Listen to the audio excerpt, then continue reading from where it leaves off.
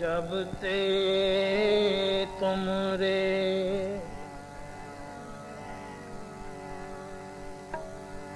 पाएंगे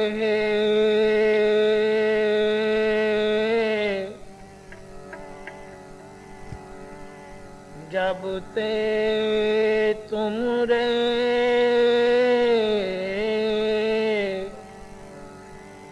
तब ते को आँख तरे नहीं आने ओ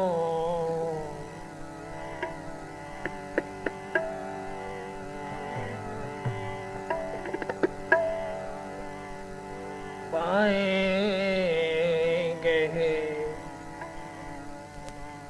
जब ते तुमरे तब ते को आँख तरे नहीं आने ओ राम रहीम पुराण कुरान अनेक कहे मत एक न माने ओ सिमरत शास्त्र वेद सब बहु भेद कहें हम एक न जाने ओ श्री असपान कृपा तुम जी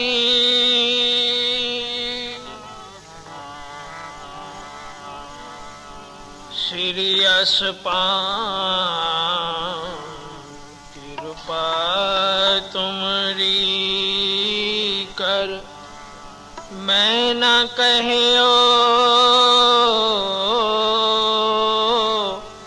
सब तो है बखाने ओ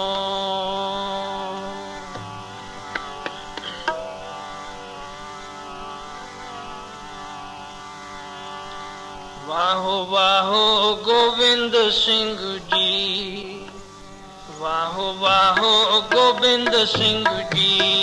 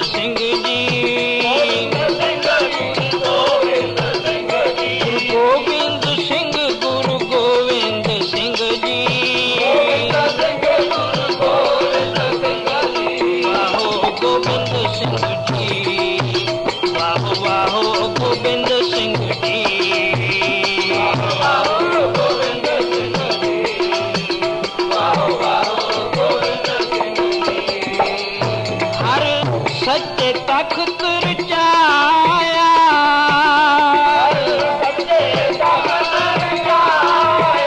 हर सच्चे तख्त रचाया।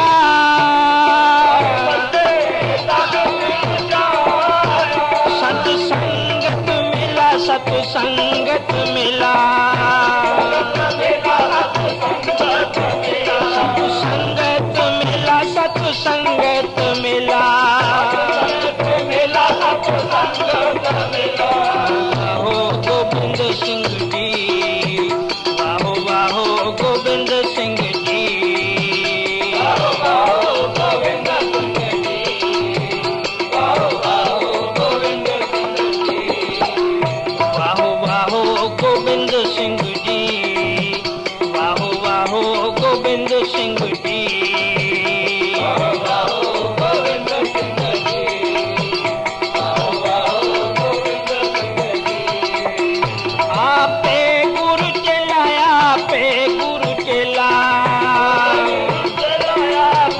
गुरु चला, आपे गुरु चलाया, आपे गुरु चला, आपे गुरु चला, आपे गुरु चला। वाहो गोविंद सिंह जी, वाहो वाहो गोविंद सिंह जी, वाहो वाहो गोविंद सिंह जी, वाहो वाहो गोविंद सिंह जी, वाहो वाहो गोविंद सिंह जी, वाहो वाहो गोविंद सिंह जी, वाहो वाहो गोविंद सिंह जी, वाहो वाहो गोविंद सिंह जी, वाहो वाहो गोविंद सिंह जी, वाहो वाहो गोविंद सिंह जी, वाहो वाहो गोविंद सिंह जी, वाहो वाहो गोविंद सिंह जी,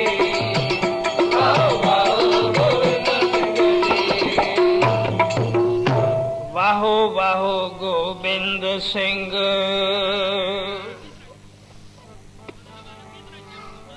वाहो वाहो गोविंद सिंह। आपे गुरु चेला, रोगन ते हर सोगन ते, जल जोगन ते बहु भांत बचावे। रोगन ते हर सोगन ते, जल जोगन ते बहु भांत बचावे। सतर अनेक चलावत कावतो, तन एक न लागन पावे। रोगन ते अर सोगन ते, जल जोगन ते बहु भांत बचावे। सतर अनेक चलावत काव, तो तन एक न लागन पावे। राखत है अपनों कर दे कर, राखत है अपनों कर दे कर। पाप शंभु ना पेट न पावे। और की बात कहाँ कह तो सो पेट ही के पट बीच बचावे। वाहो गोविंद सिंह जी, वाहो वाहो गोविंद सिंह जी, वाहो वाहो गोविंद सिंह जी, वाहो वाहो गोविंद सिंह जी, वाहो वाहो गोविंद सिंह जी, वाहो वाहो गोविंद सिंह जी, वाहो वाहो गोविंद सिंह जी, वाहो वाहो गोविंद सिंह जी। आपे गुरु चलाया, आपे गुरु चला, आपे गुरु चला, आपे गुरु चला, आपे गुरु चला, आपे गुरु चला। वाहो गोविंद सिंह जी,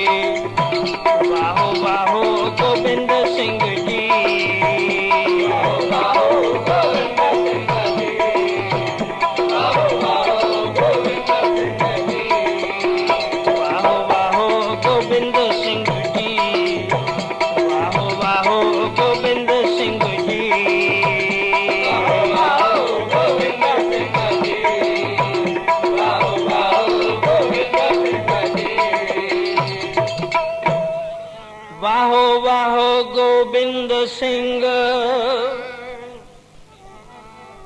ਆਪੇ ਗੁਰ ਚੇਲਾ,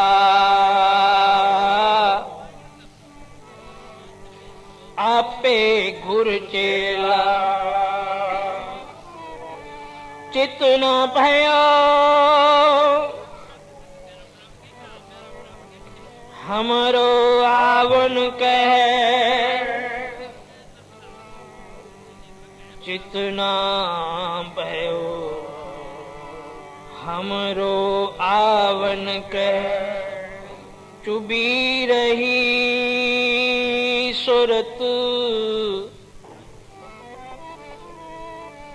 चुबी रही सुरत,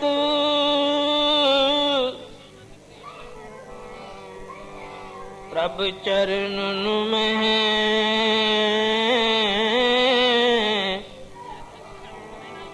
चुबी रही सुरत, प्रभ चरणन में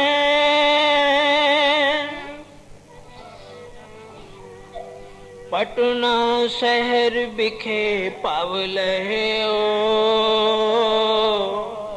तहीं पर काश हमारा भयो। गुरु की साजी नवाजी साध संगत सारे रसना पवित्र करो, गज के बोलो वाहिगुरु जी का खालसा वाहिगुरु जी की फतेह। साहेब श्री गुरु गोबिंद सिंह जी महाराज कलगीधर दो जहान वाली चिट्टियां बाजां वाले, जिन्हां दा आगमन पुरब सारे ही संसार दे विच गुरसिखां ने प्यार वालियां ने बड़ी धूम धाम दे नाल मनाया, हुण तक भी मना रहे ने। आप बड़े भागा वाले हो जो इस महान गुरपुरब की खुशी हिरदे विच लैके सारे साध संगत गुरसिख मिल के पवित्र स्थान गुरुद्वारा साहिब जगत गुरु जागदी जोत आद श्री गुरु ग्रंथ साहिब जी की चरण शरण विच मिल के दरगाही बाणी अकाली बाणी पवित्र बाणी दे अखंड पाठ दर्शन दीदारे गुरबाणी शब्दां दी ओट लैके कथा कीर्तन द्वारा साहिब दसवें पातशाह दे आगमन गुरपुरब की बधाई नूं मुख रख के आपां सारे एकत्र होए। सतगुरु सच्चे पातशाह की कृपा है, गुरसिख दे उपर कृपा बन आउंदी है। गुरु दी निशानी है उस कृपा दी कि जदों गुरसिख दे उपर कृपा हुंदी है तो वह गुण गाउंदा है, वह सतसंगत विच आके जुड़दा है, वह साहिब श्री गुरु ग्रंथ साहिब जी की हाजरी विच आउंदा है, वह कथा कीर्तन का आनंद माणदा है, गुरबाणी सुनन का आनंद लैंदा है, गुरबाणी के महावाक नूं अपने हिरदे विच वसाउंदा होया गुरबाणी के उपदेश नूं मुख रख के गुरु घर दे विच बेअंत सेवा करदा है। जदों सेवा करन नूं सतसंगत करन नूं नाम जपण नूं मन करे तो समझ लो कि साडे उपर गुरु की कृपा है। एक कृपा की निशानी है। सो जदों साडा मन सतसंगत तो दूर भजदा है, गुरबाणी पढ़न तो मन कतराउंदा है, सेवा भाव दे विच नहीं लगदा, तो ਤਾਂ ਸਮਝੋ ਸਾਡੇ ਉੱਪਰ ਗੁਰੂ ਦੀ ਕਿਰਪਾ ਨਹੀਂ, ਅਸੀਂ ਕਲਯੁਗ ਦੀ ਪ੍ਰੇਰਨਾ ਵਿੱਚ ਆ ਜਾਂਦੇ। ਸੋ ਕਲਯੁਗ ਦੀ ਪ੍ਰੇਰਨਾ ਵਿੱਚ ਆ ਕੇ ਸਾਨੂੰ ਫਿਰ ਘਾਟਾ ਹੀ ਘਾਟਾ ਹੈ, ਅਸੀਂ ਗੁੰਮਰਾਹ ਹੋ ਜਾਂਦੇ ਹਾਂ। ਫਿਰ ਸਾਨੂੰ ਅਨੇਕਾਂ ਪਰੇਸ਼ਾਨੀਆਂ ਆ ਘੇਰਦੀਆਂ ਨੇ, ਰੋਗ ਬਣ ਕੇ, ਕਲੇਸ਼ ਬਣ ਕੇ, ਭਰਮ ਬਣ ਕੇ। ਸੋ ਭਰਮਾਂ ਵਹਿਮਾਂ ਦੇ ਵਿੱਚ ਗੁਰਬਾਣੀ ਤੋਂ ਵਿਛੜ ਕੇ, ਸਤਸੰਗਤ ਤੋਂ ਵਿਛੜ ਕੇ ਫਿਰ ਜੋ ਪਾਪ ਬਣਦੇ ਨੇ, ਉਹ ਪਾਪਾਂ ਨੂੰ ਭੋਗਦਾ ਹੋਇਆ ਜੀਵ ਜੂਨੀਆਂ ਦੇ ਵਿੱਚ ਪੈ ਜਾਂਦਾ ਹੈ, ਮਾਨਸ ਦੇਹੀ ਚੋਂ ਵੀ ਦੂਰ ਚਲਿਆ ਜਾਂਦਾ ਹੈ। ਪਰ ਨਹੀਂ, ਅਸੀਂ ਕਲਯੁਗ ਵਾਲੇ ਪਾਸੇ ਨਹੀਂ ਲੱਗਣਾ। ਆ ਵਾਹਿਗੁਰੂ ਦੀ ਕਿਰਪਾ ਹੈ ਜੋ ਸਤਸੰਗਤ ਵਿੱਚ ਜੁੜੇ ਹਾਂ। ਕੱਲ ਮੈਂ ਇਹੋ ਪੁੰਨ ਗੁਣ ਗੋਬਿੰਦ ਗਾਏ, ਗੋਬਿੰਦ ਦੇ ਗੁਣ ਗਾਉਣੇ ਇਹ ਸਭ ਤੋਂ ਵੱਡੇ ਪੁੰਨ ਨੇ। ਸਤਸੰਗਤ ਵਿੱਚ ਜੁੜਨਾ ਸਭ ਤੋਂ ਵੱਡਾ ਪੁੰਨ ਹੈ, ਹੋਰਨਾਂ ਨੂੰ ਜੋੜਨਾ ਉਸ ਤੋਂ ਵੀ ਵੱਡਾ ਪੁੰਨ ਹੈ। ਸਤਸੰਗਤ ਵਿੱਚ ਆ ਕੇ ਸੇਵਾ ਕਰਨੀ ਇਹ ਗੁਰੂ ਦੀ ਕਿਰਪਾ ਦੀ ਨਿਸ਼ਾਨੀ ਹੈ। ਐਸੀ ਕਿਰਪਾ ਸਦਾ ਹੀ ਬਣ ਆਵੇ ਗੁਰੂ ਦੀ ਗੁਰਸਿੱਖ ਦੇ ਉੱਪਰ। ਸਗਰੂ ਪਾਸੋਂ ਇਹ ਦਾਤ ਮੰਗੀਏ। ਸੋ ਸਾਰੇ ਆਪਾਂ ਇਕੱਤਰ ਹੋਏ ਹਾਂ ਗੁਰੂਦੁਆਰਾ ਸਾਹਿਬ, ਗੁਰੂ ਗ੍ਰੰਥ ਸਾਹਿਬ ਜੀ ਦੀ ਹਜ਼ੂਰੀ ਵਿੱਚ, ਉਹਨਾਂ ਦੀ ਚਰਨ ਸ਼ਰਨ ਵਿੱਚ। ਸੋ ਇਹ ਸਮਾਂ ਸੁਹੇਲਾ ਕਰੀਏ। ਜਿਸ ਗੁਰੂ ਦੇ ਆਗਮਨ ਅਵਤਾਰ ਦਿਵਸ ਪ੍ਰਕਾਸ਼ ਦੀ ਖੁਸ਼ੀ ਵਿੱਚ ਆਪਾਂ ਇਤਨਾ ਵੱਡਾ ਸਮਾਗਮ ਰੱਖਦੇ ਹਾਂ, ਹਰ ਸਾਲ ਖੁਸ਼ੀ ਮਨਾਉਂਦੇ ਹਾਂ, ਬੇਅੰਤ ਦਾਨ ਪੁੰਨ ਕਰਦੇ ਹਾਂ, ਲੰਗਰ ਲਾਉਂਦੇ ਹਾਂ, ਗੁਰਬਾਣੀ ਦੇ ਪਾਠ ਕਰਦੇ ਹਾਂ, ਕਰਾਉਂਦੇ ਹਾਂ। ਸੋ ਉਸ ਗੁਰੂ ਦੇ ਹੁਕਮ ਨੂੰ ਵੀ ਅਸੀਂ ਪਛਾਣਨਾ ਹੈ। ਸਾਨੂੰ ਗੁਰੂ ਕਲਗੀਧਰ ਸੱਚੇ ਪਾਤਸ਼ਾਹ ਨੇ ਕੀ ਹੁਕਮ ਦਿੱਤਾ ਹੈ? ਇਸ ਹੁਕਮ ਦੇ ਵਿੱਚ ਕਿੱਡੇ ਸੁੱਖ ਨੇ। ਇਹ ਹੁਕਮ ਕੋਈ ਭੈਦਾਇਕ ਨਹੀਂ। ਇਹ ਹੁਕਮ ਦੇ ਵਿੱਚ ਜੋ ਕੁਝ ਸਾਨੂੰ ਪ੍ਰਾਪਤ ਹੋਣਾ ਹੈ, ਗੁਰੂ ਸਾਹਿਬ ਨੇ ਸਾਨੂੰ ਪਹਿਲਾਂ ਦੱਸ ਦਿੱਤਾ ਹੈ, ਕੋਈ ਓਹਲਾ ਨਹੀਂ।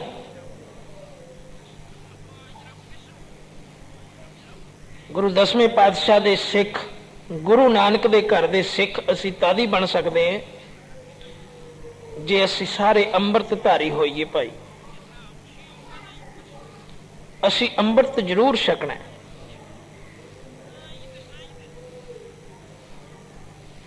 ਗੁਰਸਿੱਖ ਨੂੰ ਅੰਮ੍ਰਿਤ ਛਕਣਾ ਜ਼ਰੂਰੀ ਹੈ।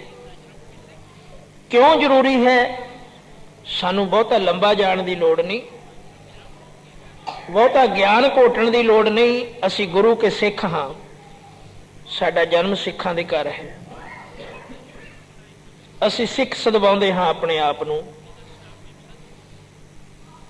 ਸੋ ਬਹੁਤੇ ਗਿਆਨ ਦੀ ਲੋੜ ਨਹੀਂ। ਗੁਰੂ ਭਾਵੇਂ ਕੁਝ ਵੀ ਹੁਕਮ ਕਰ ਦੇਵੇ, ਬਸ ਜੇ ਗੁਰੂ ਦਸਵੇਂ ਪਾਤਸ਼ਾਹ ਕੋਈ ਵੀ ਲਕੀਰ ਖਿੱਚ ਦਿੰਦੇ ਹੋਰ, ਜਾਂ ਸਾਨੂੰ ਇਹ ਵੀ ਹੁਕਮ ਦੇ ਦਿੰਦੇ ਕਿ ਆਹ ਮਿੱਟੀ ਦੀ ਮੁੱਠ ਤੁਸੀਂ ਆਪਣੀ ਜੇਬ 'ਚ ਰੱਖਣੀ ਹੈ, ਸਾਡੇ ਵਾਸਤੇ ਉਹੀ ਅੰਮ੍ਰਿਤ ਸੀ।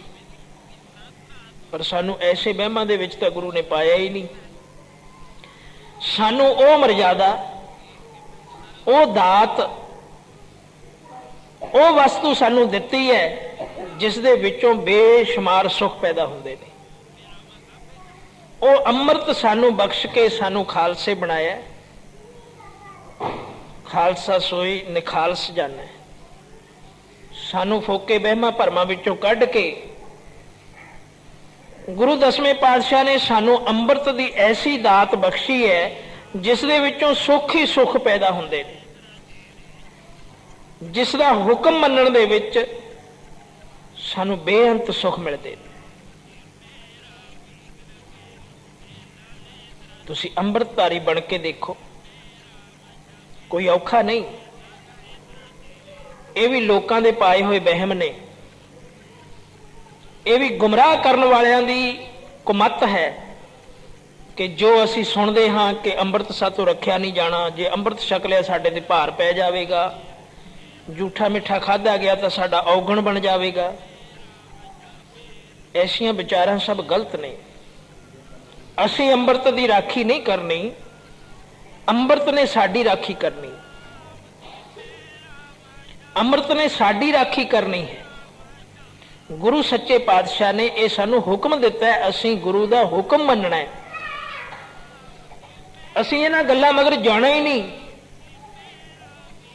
ਕਿ ਇਸ ਦੇ ਵਿੱਚ ਕੀ ਹੈ, ਹੋਵੇ ਭਾਵੇਂ ਨਾ ਕੁਝ।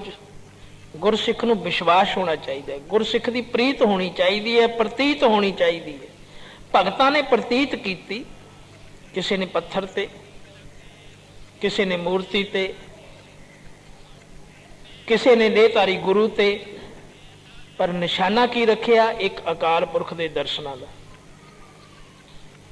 ਨਿਰੰਕਾਰ ਦੇ ਵਿੱਚ ਸਮਾਉਣ ਦਾ। ਜਿੰਨੇ ਵੀ ਭਗਤਾਂ ਨੇ ਬੰਦਗੀ ਕੀਤੀ ਪ੍ਰਤੀਤ ਨਾਲ, ਟੇਕ ਭਾਵੇਂ ਕਿਸੇ ਚੀਜ਼ ਦੀ ਵੀ ਰੱਖ ਲਈ, ਉਹ ਪ੍ਰਾਪਤੀ ਨੂੰ ਪੂਰੇ ਹੋ ਗਏ। ਉਹਨਾਂ ਦੇ ਨਾਮ ਸੰਸਾਰ ਤੇ ਮੌਜੂਦ ਨੇ। ਗੁਰੂ ਗ੍ਰੰਥ ਸਾਹਿਬ ਜੀ ਦੇ ਵਿੱਚ ਉਹਨਾਂ ਭਗਤਾਂ ਦੀ, ਮਹਾਂਪੁਰਖਾਂ ਦੀ ਬਾਣੀ ਦਰਜ ਹੈ। ਪੰਜਵੇਂ ਪਾਤਸ਼ਾਹ ਨੇ ਉਹਨਾਂ ਨੂੰ ਦਰਗਾਹੇ ਪ੍ਰਵਾਨ ਕੀਤਾ ਹੈ। ਸੋ ਗੁਰੂ ਦਾ ਹੁਕਮ ਮੰਨਣ ਵਾਲੇ, ਗੁਰੂ ਦੇ ਹੁਕਮ ਦੇ ਉੱਪਰ ਚੱਲਣ ਵਾਲੇ ਗੁਰਸਿੱਖ, ਪ੍ਰਤੀਤ ਕਰਨ ਵਾਲੇ, ਉਹਨਾਂ ਨੂੰ ਸਦਾ ਹੀ ਸੁਖ ਪ੍ਰਾਪਤ ਹੁੰਦੇ ਨੇ। ਅੰਮ੍ਰਿਤ ਸਾਡੀ ਰਾਖੀ ਕਰਦਾ ਭਾਈ। ਗੁਰੂ ਦਸਵੇਂ ਪਾਤਸ਼ਾਹ ਦਾ ਆਪਾਂ ਜੋ ਦਿਹਾੜਾ ਮਨਾਉਂਦੇ ਹਾਂ, ਇਸ ਦਾ ਇਹੋ ਮਤਲਬ ਨਹੀਂ ਕਿ ਮਨਾ ਦੇਣਾ ਤੇ ਇਹੋ ਹੀ ਮਾਣ ਪ੍ਰਭਤਾ ਖੱਟਣੀ ਹੈ। ਇਹ ਠੀਕ ਹੈ ਕਿ ਤੁਹਾਨੂੰ ਮਾਣ ਜ਼ਰੂਰ ਮਿਲਦਾ ਹੈ। ਸਤਿਗੁਰੂ ਆਪ ਮਾਣ ਬਖਸ਼ੇ ਨੇ। ਸੱਚੇ ਮਾਰਗ ਦੇ ਉੱਪਰ ਚੱਲਦੇ ਆ ਤਾਂ ਸਾਰਾ ਜਹਾਨ ਹੀ ਉਸਤਤ ਕਰਦਾ ਹੈ। ਗੁਰੂ ਸਾਹਿਬ ਗੁਰਬਾਣੀ ਦੁਆਰਾ ਵੀ ਦੱਸਦੇ, ਸੱਚੇ ਮਾਰਗ ਚੱਲਦੇ ਆ ਉਸਤਤ ਕਰੇ ਜਹਾਨ। ਸੋ ਅਸੀਂ ਕੱਲੀ ਮਾਣ ਪ੍ਰਭਤਾ ਹੀ ਨਹੀਂ ਖੱਟਣੀ ਕਿ ਮਤਾ ਸਾਨੂੰ ਹਉਮੈ ਹੋ ਜਾਵੇ, ਹੰਕਾਰ ਹੋ ਜਾਵੇ। ਅਸੀਂ ਗੁਰੂ ਦੀ ਕਿਰਪਾ ਲੈਣੀ, ਗੁਰੂ ਦਾ ਬਖਸ਼ਿਆ ਮਾਣ ਲੈਣਾ ਹੈ। ਗੁਰੂ ਤੋਂ ਕਿਰਪਾ ਤਦ ਹੀ ਪ੍ਰਾਪਤ ਹੋਵੇਗੀ ਜੇ ਅਸੀਂ ਗੁਰੂ ਦੇ ਹੁਕਮ ਵਿੱਚ ਚੱਲਾਂਗੇ। ਸੋ ਗੁਰੂ ਦੇ ਹੁਕਮ ਵਿੱਚ ਕਿੱਡੇ ਸੁੱਖ ਨੇ, ਗੁਰੂ ਕੇ ਸਿੱਖ ਵਿੱਚ ਕਿੱਡੀ ਤਾਕਤ ਆ ਜਾਂਦੀ ਹੈ। ਜੇ ਕੋਈ ਭਾਈ ਦਇਆ ਸਿੰਘ ਦੇ ਵਾਂਗ, ਭਾਈ ਸਾਹਿਬ ਭਾਈ ਦਇਆ ਸਿੰਘ ਜੀ ਪੰਜਾਂ ਪਿਆਰਿਆਂ ਦੇ ਵਿੱਚੋਂ ਜੋ ਇੱਕ ਸਨ, ਪੰਜਾਂ ਪਿਆਰਿਆਂ ਨੇ ਕਿਵੇਂ ਹੁਕਮ ਮੰਨਿਆ, ਤੇ ਪੰਜਾਂ ਪਿਆਰਿਆਂ ਤੋਂ ਜਿਨ੍ਹਾਂ ਨੇ ਅੰਮ੍ਰਿਤ ਛਕਿਆ ਉਹਨਾਂ ਨੇ ਕਿਵੇਂ ਹੁਕਮ ਮੰਨਿਆ, ਅੱਜ ਉਹਨਾਂ ਦੇ ਨਾਮ ਜਗ ਦੇ ਉੱਪਰ ਰੌਸ਼ਨ ਹਨ। ਉਸ ਵੇਲੇ ਵੀ ਉਹਨਾਂ ਦੇ ਮਨ ਦੀ ਸਥਿਰਤਾ, ਉਹਨਾਂ ਦੇ ਵਿੱਚ ਜੋ ਸ਼ਕਤੀਆਂ ਸਨ, ਜੋ ਸਮਰੱਥਾ ਸੀ, ਉਹ ਕਿਸੇ ਤੋਂ ਓਹਲੇ ਨਹੀਂ। ਭਾਈ ਦਇਆ ਸਿੰਘ ਜੀ ਜਿਸ ਵੇਲੇ ਗੁਰੂ ਕਲਗੀਧਰ ਸੱਚੇ ਪਾਤਸ਼ਾਹ ਨੇ ਦੀਨੇ ਕਾਂਗੜ ਤੋਂ ਜਫਰਨਾਮਾ ਲਿਖਿਆ, ਜਫਰਨਾਮਾ ਲਿਖ ਕੇ ਦਿੱਤਾ ਭਾਈ ਦਇਆ ਸਿੰਘ ਨੂੰ ਕਿ ਜਾਓ ਇਹ ਔਰੰਗਜ਼ੇਬ ਨੂੰ ਫੜਾਇਆ। ਇਹ ਸਾਡਾ ਜਫਰਨਾਮਾ ਔਰੰਗਜ਼ੇਬ ਨੂੰ ਦੇ ਕੇ ਆ, ਤੇ ਤੂੰ ਆਪ ਫੜਾ ਕੇ ਆਈ ਆਪਣੇ ਹੱਥ ਨਾਲ। ਭਾਈ ਦਇਆ ਸਿੰਘ ਜੀ ਨੇ ਸਤਬਚਨ ਆਖਿਆ, ਹੁਕਮ ਮੰਨਿਆ, ਤੇ ਸਾਹਿਬ ਦਾ ਜਫਰਨਾਮਾ ਪਿਆਰ ਤੇ ਸਤਿਕਾਰ ਨਾਲ ਆਪਣੇ ਕੋਲ ਲੈ ਕੇ ਔਰੰਗਜ਼ੇਬ ਨੂੰ ਫੜਾਉਣ ਵਾਸਤੇ ਚਾਲੇ ਪਾ ਦਿੱਤੇ। ਉਸ ਵੇਲੇ ਇਹ ਜ਼ਾਲਮ ਰਾਜਾ ਔਰੰਗਜ਼ੇਬ ਔਰੰਗਾਬਾਦ ਰਹਿੰਦਾ ਸੀ। ਭਾਈ ਦਇਆ ਸਿੰਘ ਜੀ ਔਰੰਗਾਬਾਦ ਚਲੇ ਗਏ। ਦੱਸਦੇ ਹੈ ਕਿ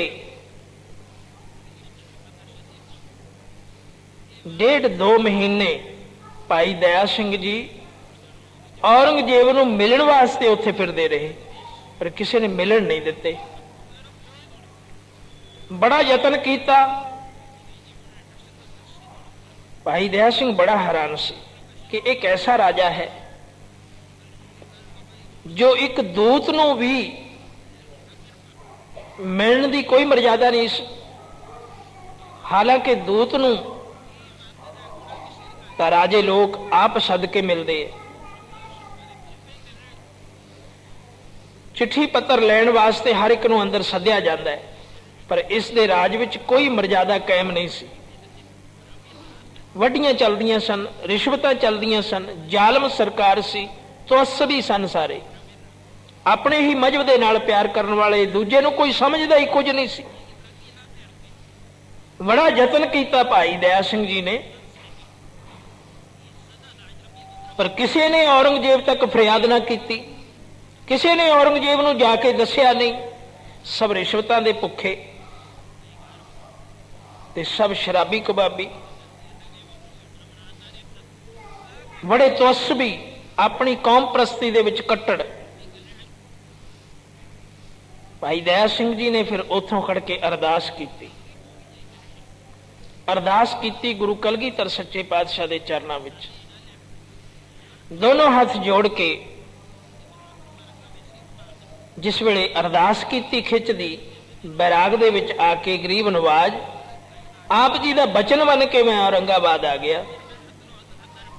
ਆਪ ਜੀ ਦੇ ਚਰਨਾਂ ਤੋਂ ਦੂਰ ਹੋਣ ਨੂੰ ਮੇਰਾ ਜੀ ਨਹੀਂ ਸੀ ਕਰਦਾ, ਕਿਉਂਕਿ ਉਸ ਵੇਲੇ ਅਨੰਦਪੁਰ ਸਾਹਿਬ ਨੂੰ ਛੱਡ ਕੇ ਸਤਿਗੁਰੂ ਜੀ ਕੌਤਕ ਕਰਦੇ ਹੋਏ ਦੀਨੇ ਕਾਂਗੜ ਪਹੁੰਚੇ ਸਨ। ਫੌਜ ਵੀ ਕੋਈ ਨਾਲ ਨਹੀਂ ਸੀ, ਗਿਣਤੀ ਦੇ ਸਿੰਘ ਸਨ। ਉੱਥੋਂ ਵਿਛੜਨਾ ਭਾਈ ਦਇਆ ਸਿੰਘ ਦੇ ਲਈ ਬਹੁਤ ਔਖਾ ਸੀ, ਪਰ ਹੁਕਮ ਮੰਨਣਾ ਸੀ, ਹੁਕਮ ਦੀ ਖੇਡ ਸੀ। ਸੋ ਭਾਈ ਦਇਆ ਸਿੰਘ ਜੀ ਨੇ ਜਿਸ ਵੇਲੇ ਅਰਦਾਸ ਕੀਤੀ ਤੇ ਅਰਦਾਸ ਦੇ ਵਿੱਚ ਫਿਰ ਇਹਨਾਂ ਨੂੰ ਦਰਸ਼ਨ ਹੋਏ, ਗੁਰੂ ਦਸਵੇਂ ਪਾਤਸ਼ਾਹ ਦੇ ਦਰਸ਼ਨ ਹੋਏ ਤੇ ਫਿਰ ਹੁਕਮ ਹੋਇਆ, ਸਿੱਖਾ ਘਬਰਾਓ ਨਹੀਂ, ਖਾਲਸਾ ਜੀ ਘਬਰਾਓ ਨਹੀਂ, ਕੱਲ ਨੂੰ ਤੈਨੂੰ ਔਰੰਗਜ਼ੇਬ ਆਪੇ ਅੰਦਰ ਬੁਲਾ ਲਵੇਗਾ। ਜਿਸ ਵੇਲੇ ਇਹ ਆਵਾਜ਼ ਹੋਈ, ਮੱਥਾ ਟੇਕਿਆ ਤੇ ਫਿਰ ਆਰਾਮ ਦੇ ਨਾਲ ਸ਼ਹਿਰ ਦੇ ਇੱਕ ਪਾਸੇ ਜਾ ਕੇ ਬੈਠ ਗਏ। ਤੇ ਇਧਰ ਗੁਰੂ ਕਲਗੀਧਰ ਸੱਚੇ ਪਾਤਸ਼ਾਹ ਨੇ ਕੌਤਕ ਕੀਤਾ, ਚਲਤ ਕੀਤਾ। ਇਹ ਔਰੰਗਜ਼ੇਬ ਦੇ ਪਾਸ ਰਾਮ ਰਾਏ ਦੀ ਬਖਸ਼ੀ ਹੋਈ ਇੱਕ ਤਾਕਤ ਸੀ, ਇਹ ਵੀ ਇਹਨੂੰ ਗੁਰੂ ਘਰ ਦੇ ਵਿੱਚੋਂ ਹੀ ਪ੍ਰਦਾਨ ਹੋਈ ਸੀ। ਇਹ ਰਿੱਧੀ ਸਿੱਧੀ ਕਿ ਔਰੰਗਜ਼ੇਬ ਆਪਣੇ ਅਨੁਭਵ ਸੁਰਤੀ ਦੁਆਰਾ ਰੋਜ਼ਾਨਾ ਮੱਕੇ ਜਾਂਦਾ ਸੀ, ਰੋਜ਼ਾਨਾ ਮੱਕੇ ਜਾਂਦਾ ਸੀ ਹਜ ਕਰਨ ਵਾਸਤੇ। ਵੱਡੇ ਵੇਲੇ ਜਾਂਦਾ ਸੀ, ਉੱਥੋਂ ਹਜ ਕਰਕੇ ਫਿਰ ਆ ਕੇ ਕੁਝ ਪਾਨ ਕਰਦਾ ਸੀ, ਫਿਰ ਕਚਹਿਰੀ ਲਾਉਂਦਾ ਸੀ। ਤਾਂ ਗੁਰੂ ਦਸਵੇਂ ਪਾਤਸ਼ਾਹ ਵੀ ਪਹਿਲੇ ਹੀ ਮੱਕੇ ਜਾ ਖੜੇ ਹੋਏ, ਸਮਰੱਥ ਸਨ। ਪੂਰਨ ਗੁਰ ਅਵਤਾਰ ਗੁਰੂ ਗੋਬਿੰਦ ਸਿੰਘ ਜੀ ਮਹਾਰਾਜ, ਇਹ ਪੂਰਨ ਗੁਰ ਅਵਤਾਰ ਸਨ। ਗੁਰੂ ਨਾਨਕ ਸੱਚੇ ਪਾਤਸ਼ਾਹ ਦੇ ਸਭ ਰੂਪ, 10 ਪਾਤਸ਼ਾਹੀਆਂ ਜੋ ਗੁਰੂ ਨਾਨਕ ਦਾ ਹੀ ਰੂਪ ਸਨ। ਸਾਰੀ ਕੁਦਰਤ ਇਹਨਾਂ ਦੇ ਹੱਥ ਵਿੱਚ ਸੀ, ਕਾਦਰ ਸਨ ਇਹ ਸਮੇਂ ਦੇ, ਤੇ ਸਦਾ ਪ੍ਰਸੰਨ ਚਿੱਤ ਰਹਿਣ ਵਾਲੇ। ਇਸੇ ਕਰਕੇ ਨਿਰਮਲ ਪੰਥ ਚਲਾਇਆ। ਜਦੋਂ ਗੁੰਮਰਾਹ ਹੋ ਗਈ ਦੁਨੀਆ, ਰਾਜੇ ਪਾਪ ਕਮਾਉਣ ਲੱਗੇ, ਤੁਅੱਸਬੀ ਹੋ ਗਏ, ਕੱਟੜਪਣਾ ਆ ਗਿਆ ਸਭ ਦੇ ਵਿੱਚ, ਇੱਕੋ ਪਾਸੇ ਨੂੰ ਸਭ ਚੱਲ ਪਏ, ਗੁਲਾਮ ਕਰਨ ਲੱਗ ਪਏ, ਗਰੀਬਾਂ ਨੂੰ, ਦੀਨਾਂ ਨੂੰ ਦੁਖੀ ਕਰਨ ਲੱਗ ਪਏ। ਤਾਂ ਗੁਰੂ ਦਸਵੇਂ ਪਾਤਸ਼ਾਹ ਬਣ ਕੇ ਆਏ ਗੁਰੂ ਨਾਨਕ। ਸੋ ਮੱਕੇ ਜਾ ਕੇ ਖੜ ਗਏ ਪਹਿਲਾਂ ਹੀ,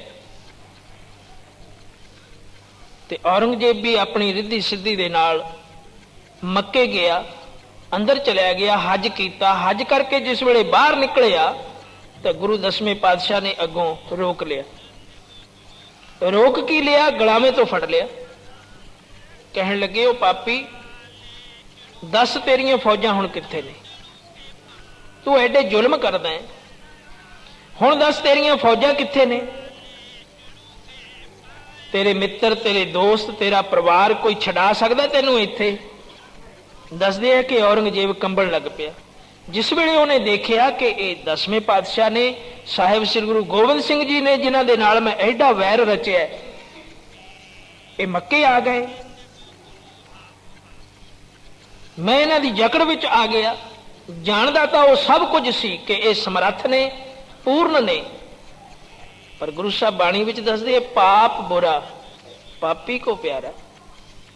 ਪਾਪ ਤਾਂ ਬੁਰਾ ਬਹੁਤ ਹੁੰਦਾ ਹੈ, ਪਰ ਪਾਪੀ ਨੂੰ ਪਿਆਰਾ ਲੱਗਦਾ ਹੈ। ਪਾਪ ਉਸ ਨੂੰ ਛੱਡਦਾ ਨਹੀਂ, ਉਹ ਪਾਪ ਕਰੀ ਤੁਰਿਆ ਜਾਂਦਾ ਹੈ, ਪਾਪ ਕਰੀ ਤੁਰਿਆ ਜਾਂਦਾ ਹੈ। ਪਾਪ ਲੱਦੇ ਪਾਪੇ ਪਾਛਾੜਾ। ਜਦੋਂ ਪਾਪਾਂ ਨਾਲ ਲੱਦ ਜਾਂਦਾ ਹੈ ਤਾਂ ਫਿਰ ਉਹ ਪਾਪ ਇੰਨੇ ਭਾਰੇ ਹੋ ਜਾਂਦੇ ਹੈ ਕਿ ਜੀਵ ਪਾਪੀ ਉਸ ਦੇ ਹੇਠੋਂ ਉੱਠ ਨਹੀਂ ਸਕਦਾ। ਸੋ ਪਾਪਾਂ ਨਾਲ ਭਾਰੀ ਹੋਇਆ ਔਰੰਗਜ਼ੇਬ ਕੰਬਣ ਲੱਗ ਪਿਆ। ਤਾਕਤ ਉਸ ਵਿੱਚ ਰਹੀ ਕੋਈ ਨਹੀਂ। ਡਿੜਿਆ ਕੇ ਬੇਨਤੀ ਕੀਤੀ, ਤੁਸੀਂ ਤਾਂ ਪੂਰਨ ਗੁਰ ਅਵਤਾਰ ਹੋ, ਤੁਸੀਂ ਧੋਖੇ ਨਾਲ ਮੈਨੂੰ ਮਾਰੋਗੇ। ਕਹਿਣ ਲੱਗੇ, ਪਾਪੀਆ, ਮਾਰ ਤਾਂ ਤੈਨੂੰ ਅਸੀਂ ਕਦੋਂ ਦੇ ਦਿੰਦੇ, ਪਰ ਮੈਂ ਤਾਂ ਤਮਾਸ਼ਾ ਦੇਖਣ ਵਾਸਤੇ ਹੈ। ਮੈਂ ਇਸ ਤਰ੍ਹਾਂ ਨਹੀਂ ਕਰਦਾ, ਮੈਂ ਉਸ ਨਿਰੰਕਾਰ ਦੇ ਹੁਕਮ ਵਿੱਚ ਹਾਂ। ਮੈਨੂੰ ਉਸਨੇ ਹੁਕਮ ਦੇ ਕੇ ਭੇਜਿਆ, ਮੈਂ ਧਰਮ ਯੁੱਧ ਕਰਨਾ ਹੈ, ਚਲਾਕੀ ਚੁਸਤੀ ਨਹੀਂ ਕਰਨੀ। ਗੁਰੂ ਦਸਵੇਂ ਪਾਤਸ਼ਾਹ ਜਿਸ ਵੇਲੇ ਆਨੰਦਪੁਰ ਸਾਹਿਬ ਜੰਗ ਹੁੰਦਾ ਸੀ ਤਾਂ ਉਸ ਵੇਲੇ ਐਡਾ ਦਲ ਚੜ ਕੇ ਆ ਗਿਆ, ਲੱਖਾਂ ਦੇ ਹਿਸਾਬ ਨਾਲ। ਤਾਂ ਸਿੱਖਾਂ ਨੇ ਬੇਨਤੀ ਕੀਤੀ, ਮਹਾਰਾਜ ਇਹ ਟਿੱਡੀ ਦਲ ਤਾਂ ਬਹੁਤ ਚੜ ਕੇ ਆ ਗਿਆ, ਬੜੇ ਜ਼ਾਲਮ ਲੋਕ ਨੇ, ਆਪਾਂ ਤਾਂ ਥੋੜੇ ਜਿਹੇ ਹਾਂ। ਦੱਸਦੇ ਆ ਉੱਥੇ ਗੁਰੂ ਦਸਵੇਂ ਪਾਤਸ਼ਾਹ ਨੂੰ ਐਸਾ ਰੋਹ ਆਇਆ ਕਿ ਉਹਨਾਂ ਨੇ ਪੂਰੇ ਧਿਆਨ ਨਿਰੰਤਰ ਤਾਣ ਦੇ ਨਾਲ ਹੋ ਕੇ ਇੱਕ ਬਾਣ ਚਲਾਇਆ, ਜੋ ਇੱਕ ਬਾਣ 1.25 ਲੱਖ ਦੇ ਵਿੱਚ ਹੀ ਹੋ ਕੇ ਫਿਰ ਕਮਾਨ ਤੇ ਆ ਚੜਿਆ। 1.25 ਲੱਖ ਵੈਰੀਆਂ ਨੂੰ ਢੇਰੀ ਕਰਕੇ ਫਿਰ ਕਮਾਨ ਦੇ ਉੱਪਰ ਆ ਚੜਿਆ ਤੇ ਦੂਜਾ ਬਾਣ ਫਿਰ ਛੱਡਣ ਲੱਗੇ ਤਾਂ ਨਿਰੰਕਾਰ ਨੇ ਪ੍ਰਗਟ ਹੋ ਕੇ ਬੈਰਾਟ ਰੂਪ ਵਿੱਚ ਗੁਰੂ ਦਸਵੇਂ ਪਾਤਸ਼ਾਹ ਦੀ ਬਾਂਹ ਫੜ ਲਈ। ਕਹਿਣ ਲੱਗੇ, ਇਹ ਕੀ ਕਰਦੇ ਹੋ, ਇਹ ਕੀ ਕਰਦੇ ਹੋ? ਇੱਕ ਬਾਣ ਦੇ ਨਾਲ 1.25 ਲੱਖ, ਜੇ ਇੰਜ ਹੀ ਸਭ ਨੂੰ ਮਾਰਨਾ ਹੈ ਤਦ ਫਿਰ ਬਾਣ ਚਲਾਉਣ ਦੀ ਵੀ ਲੋੜ ਨਹੀਂ, ਤੁਸੀਂ ਉਂਝ ਹੀ ਕਹਿ ਦਿਓ ਕਿ ਸਾਰੇ ਮਰ ਜਾਣ, ਸਾਰੇ ਮਰ ਜਾਣਗੇ। ਐਡੀ ਸਮਰੱਥਾ ਤੁਹਾਡੇ ਵਿੱਚ ਮੈਂ ਦਿੱਤੀ, ਮੇਰੇ ਵਿੱਚ ਤੇ ਤੁਹਾਡੇ ਵਿੱਚ ਕੋਈ ਫਰਕ ਨਹੀਂ। ਪਰ ਦੁਨੀਆ ਨੂੰ ਤਾਂ ਮੈਂ ਸਬਕ ਸੁਣਾਉਣਾ ਸਿਖਾਉਣਾ ਹੈ, ਮਾਰਨਾ ਨਹੀਂ, ਖਤਮ ਨਹੀਂ ਕਰਨਾ ਦੁਨੀਆ ਨੂੰ। ਇਹਨਾਂ ਨੂੰ ਦੇਵਤੇ ਬਣਾਉਣਾ, ਸਬਕ ਦੇਣਾ, ਖਾਲਸਾ ਪੰਥ ਬਣਾਉਣਾ, ਗੁਰਸਿੱਖ ਬਣਾਉਣੇ ਨੇ। ਜੇ ਇੰਜ ਹੀ ਮਾਰਨਾ ਸਾਰੀ ਦੁਨੀਆ ਨੂੰ ਤਾਂ ਇੰਨਾ ਕੁਛ ਕਰਨ ਦੀ ਲੋੜ ਨਹੀਂ। ਉੱਪਰ ਬੈਠੇ ਕਹਿ ਦਿੰਦੇ ਹਾਂ ਸਾਰੇ ਮਰ ਜਾਣ ਤੇ ਮਰ ਜਾਣਗੇ। ਸੋ ਤੁਸੀਂ ਧਰਮ ਯੁੱਧ ਕਰੋ, ਤੁਸੀਂ ਯੁੱਧ ਕਰੋਗੇ ਤਰੀਕੇ ਨਾਲ, ਤੁਹਾਨੂੰ ਦੇਖ ਕੇ ਇਹ ਸਿੱਖਣਗੇ ਕਿ ਯੁੱਧ ਕਿਵੇਂ ਕਰੀਦਾ, ਧਰਮ ਯੁੱਧ ਕਿਵੇਂ ਕਰੀਦਾ। ਨਿਹੱਥੇ ਨਹੀਂ ਮਾਰਨੇ, ਕਰਾਮਾਤ ਤੋਂ ਕੰਮ ਨਹੀਂ ਲੈਣਾ, ਸ਼ਕਤੀ ਤੋਂ ਕੰਮ ਨਹੀਂ ਲੈਣਾ। ਜਿਸ ਤਰ੍ਹਾਂ ਦੇ ਇਹ ਮਾਤਲੋਕ ਦੇ ਬੰਦੇ ਹਨ, ਜਿੰਨੀ ਕੁ ਪਾਵਰ ਇਹਨਾਂ ਦੇ ਵਿੱਚ ਹੈ, ਉਸੇ ਤਰੀਕੇ ਨਾਲ ਵਰਤੋ। ਐਡੀ ਸਮਰੱਥਾ ਸੀ ਗੁਰੂ ਦਸਵੇਂ ਪਾਤਸ਼ਾਹ ਦੇ ਵਿੱਚ, ਬੜੀ ਵੱਡੀ ਕਮਾਈ ਵਾਲੇ ਸੀ, ਨਿਰੰਕਾਰ ਦੇ ਨਾਲ ਇੱਕ ਮਿੱਕ। ਆਪ ਨੇ ਤਾਂ ਲਿਖਿਆ, ਮੈਂ ਆਪਣਾ ਸੁਤ ਤੋਹੇ ਨਵਾਜਾ। ਗੁਰੂ ਅਕਾਲ ਪੁਰਖ ਸੱਚੇ ਪਾਤਸ਼ਾਹ ਨੇ ਬਾਚ ਕੀਤਾ ਕਿ ਖਾਲਸਾ ਪੰਥ, ਸੱਚਾ ਧਰਮ, ਇਹ ਮੇਰਾ ਪੁੱਤਰ ਹੈ, ਇਹ ਅਕਾਲ ਪੁਰਖ ਦੀ ਦੇਣ ਹੈ। ਗੁਰੂ ਦਸਵੇਂ ਪਾਤਸ਼ਾਹ ਨੇ ਖਾਲਸਾ ਪੰਥ ਸਾਜਿਆ, ਸੱਚ ਪ੍ਰਗਟ ਕੀਤਾ।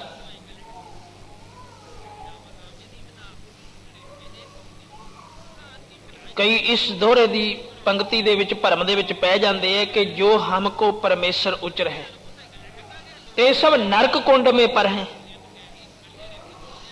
ਕਈ ਗਿਆਨੀ, ਕਈ ਵਿਦਵਾਨ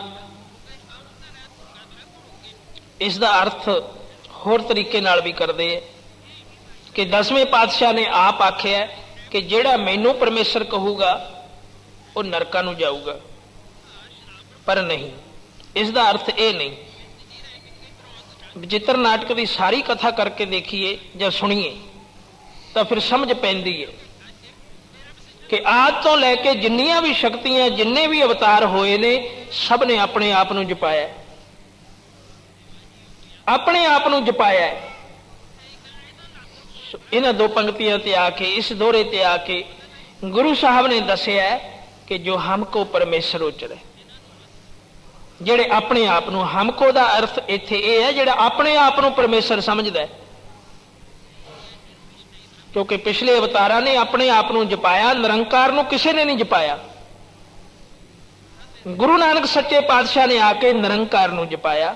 ਗੁਰੂ ਦਸਵੇਂ ਪਾਤਸ਼ਾਹ ਨੇ ਆਪਣੇ ਆਪ ਨੂੰ ਦਾਸ ਆਖਿਆ ਤੇ ਅਕਾਲ ਪੁਰਖ ਵਾਹਿਗੁਰੂ ਦੇ ਨਾਮ ਨੂੰ ਉੱਚਾ ਕੀਤਾ। ਜਿਸ ਕਿਸੇ ਨੂੰ ਵੀ ਲਾਇਆ ਗੁਰਬਾਣੀ ਦੇ ਲੜ ਲਾਇਆ, ਉਸ ਦੇ ਨਾਮ ਦੇ ਲੜ ਲਾਇਆ। ਜੋ ਆਪਣੇ ਆਪ ਨੂੰ ਪਰਮੇਸ਼ਰ ਸਮਝਦੇ ਨੇ ਵੀ ਹਮ ਪਰਮੇਸ਼ਰ ਹੈ, ਕਹਿੰਦੇ ਉਹ ਤਾਂ ਨਰਕ ਕੁੰਡ ਦੇ ਵਿੱਚ ਪੈਂਦੇ, ਉਹ ਤਾਂ ਕੁਝ ਵੀ ਨਹੀਂ। ਪਰ ਗੁਰੂ ਦਸਵੇਂ ਪਾਤਸ਼ਾਹ ਆਪ ਪਰਮੇਸ਼ਰ ਸਨ। ਗੁਰਸਿੱਖਾਂ ਦੀ ਸ਼ਰਧਾ ਹੀ ਗੁਰੂ ਗੋਬਿੰਦ ਸਿੰਘ ਜੀ ਮਹਾਰਾਜ ਜੀ ਤੇ ਹੈ, ਗੁਰੂ ਨਾਨਕ ਤੇ। ਉਹਨਾਂ ਦੇ ਉਪਦੇਸ਼ ਨੂੰ ਅਸੀਂ ਸੁਣਦੇ ਹਾਂ, ਦੇਖਦੇ ਹਾਂ, ਉਹਨਾਂ ਦੀ ਸੇਵਾ ਕਰਦੇ। ਇਸ ਵੇਲੇ ਬਾਣੀ ਦੇ ਸਰੂਪ ਵਿੱਚ ਹਨ ਦਸੇ ਪਾਤਸ਼ਾਹੀਆਂ। ਬਾਣੀ ਗੁਰੂ, ਗੁਰੂ ਹੈ ਬਾਣੀ, ਵਿੱਚ ਬਾਣੀ ਅੰਮ੍ਰਿਤ ਸਾਰੇ। ਬਾਣੀ ਗੁਰੂ ਹੈ, ਦਸੇ ਪਾਤਸ਼ਾਹੀਆਂ ਦੀ ਜੋਤ ਇਸ ਦੇ ਵਿੱਚ ਪ੍ਰਤੱਖ ਹੈ।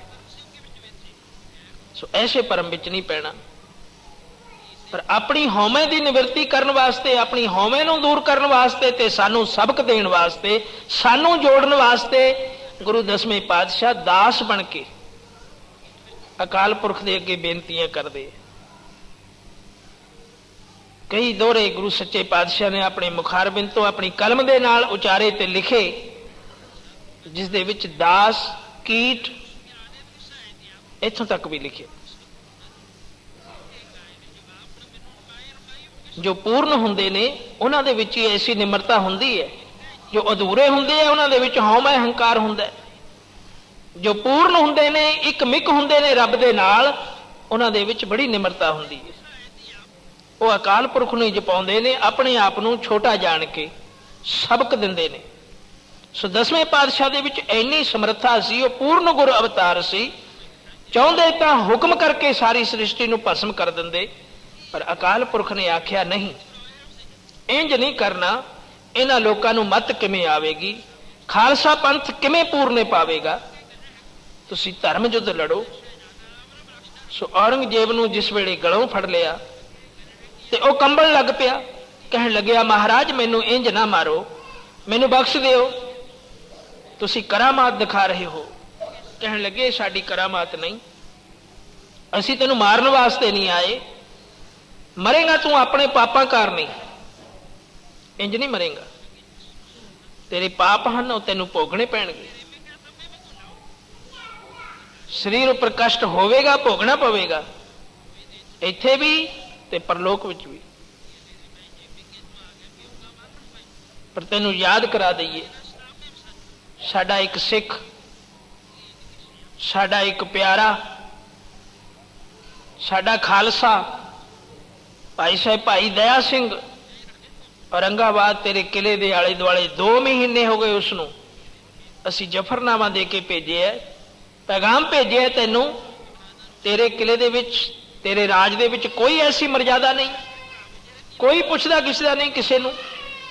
ਜੋ ਆਇਆ ਕਤਲ ਕਰ ਦਿੱਤਾ, ਕੋਈ ਆਵੇ ਉਸ ਦੀ ਬੇਅਦਬੀ ਕਰ ਦਿੱਤੀ। ਐਡਾ ਕੌਮ ਪ੍ਰਸਤੀ ਹੋ ਗਿਆ ਤੂੰ,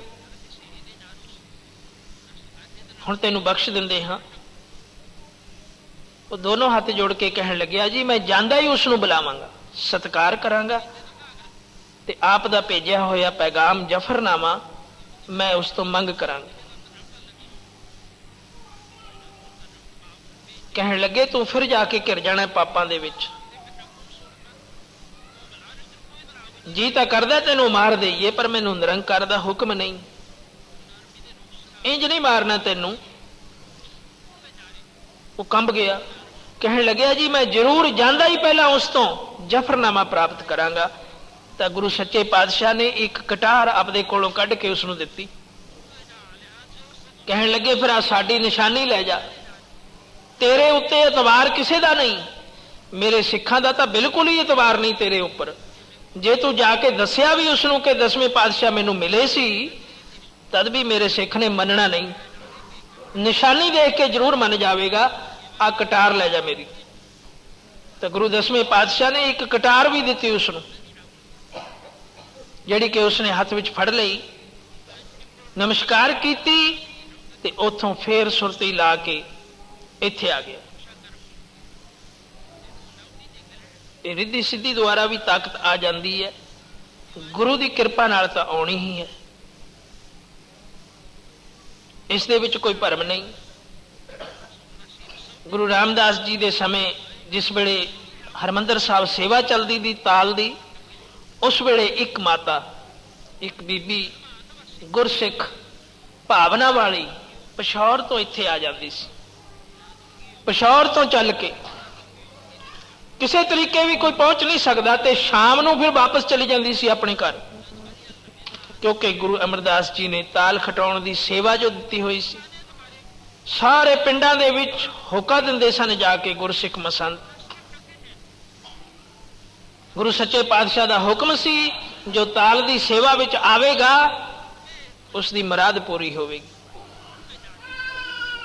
वो साडा गुरसिख कहलाएगा। गुरु नानक सच्चे पातशाह उसके उपर मेहर करनगे, उसकी इच्छा पूरियां होणगियां, साडी प्रसन्नता होवेगी उसके उपर।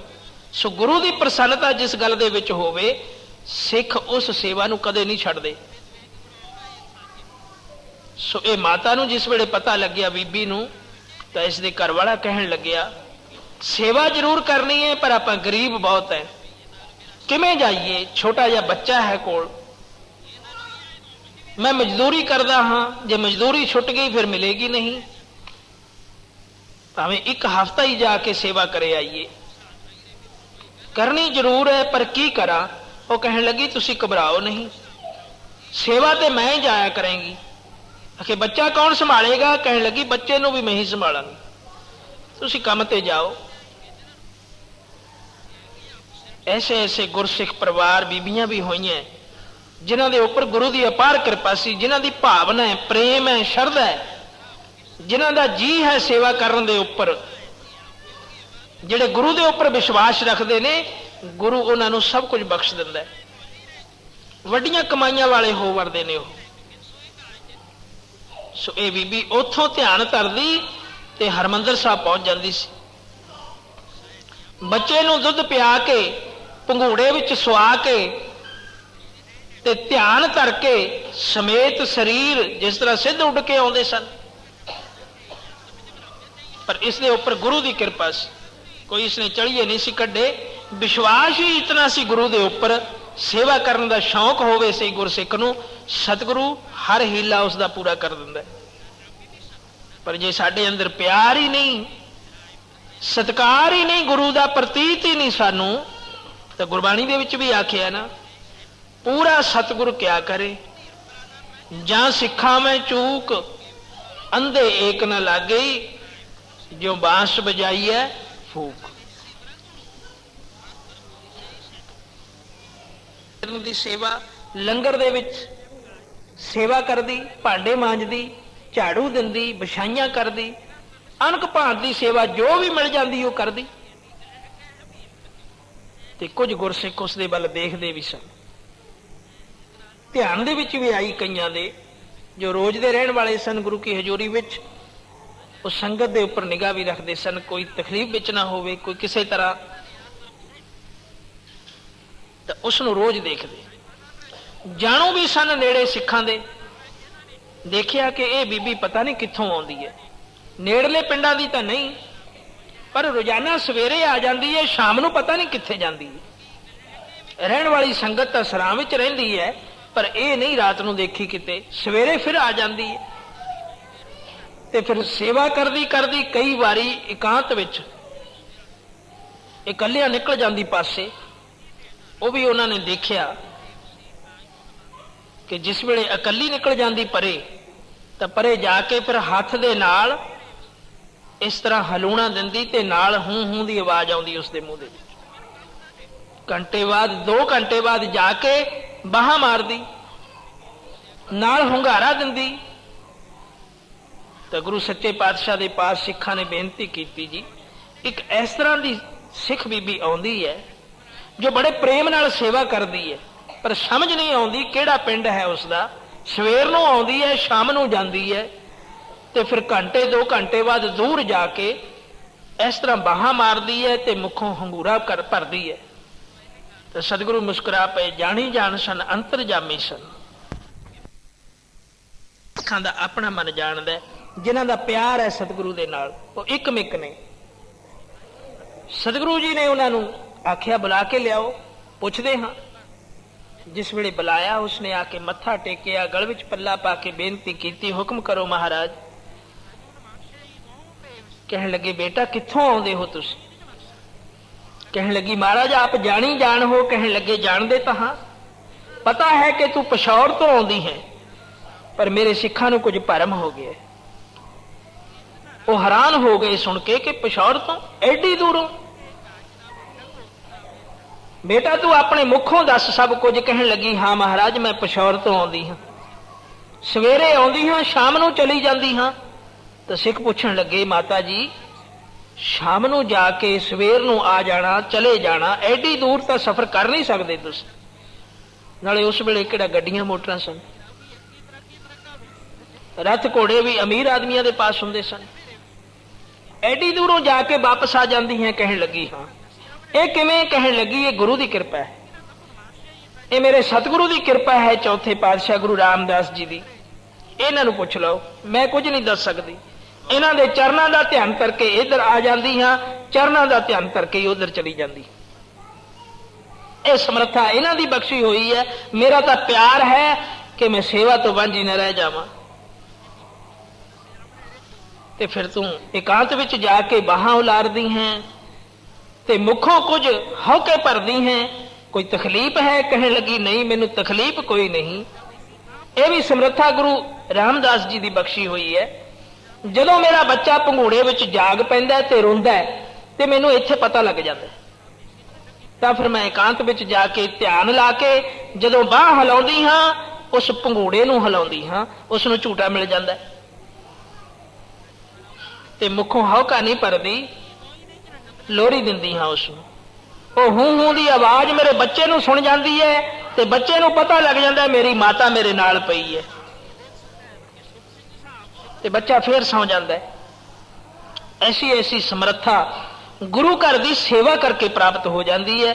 ਪਰ ਜੇ ਸਾਨੂੰ ਪਿਆਰ ਹੋਵੇ, ਸਾਡੇ ਵਿੱਚ ਚਾਹ ਹੋਵੇ, ਖੇੜਾ ਹੋਵੇ, ਗੁਰੂ ਦੇ ਚਰਨਾਂ ਨਾਲ ਪ੍ਰੀਤ ਹੋਵੇ, ਸਾਡੀ ਪ੍ਰਤੀਤ ਹੋਵੇ, ਐਸੇ ਐਸੇ ਸਿੱਖ ਹੋ ਗੁਜਰੇ ਨੇ।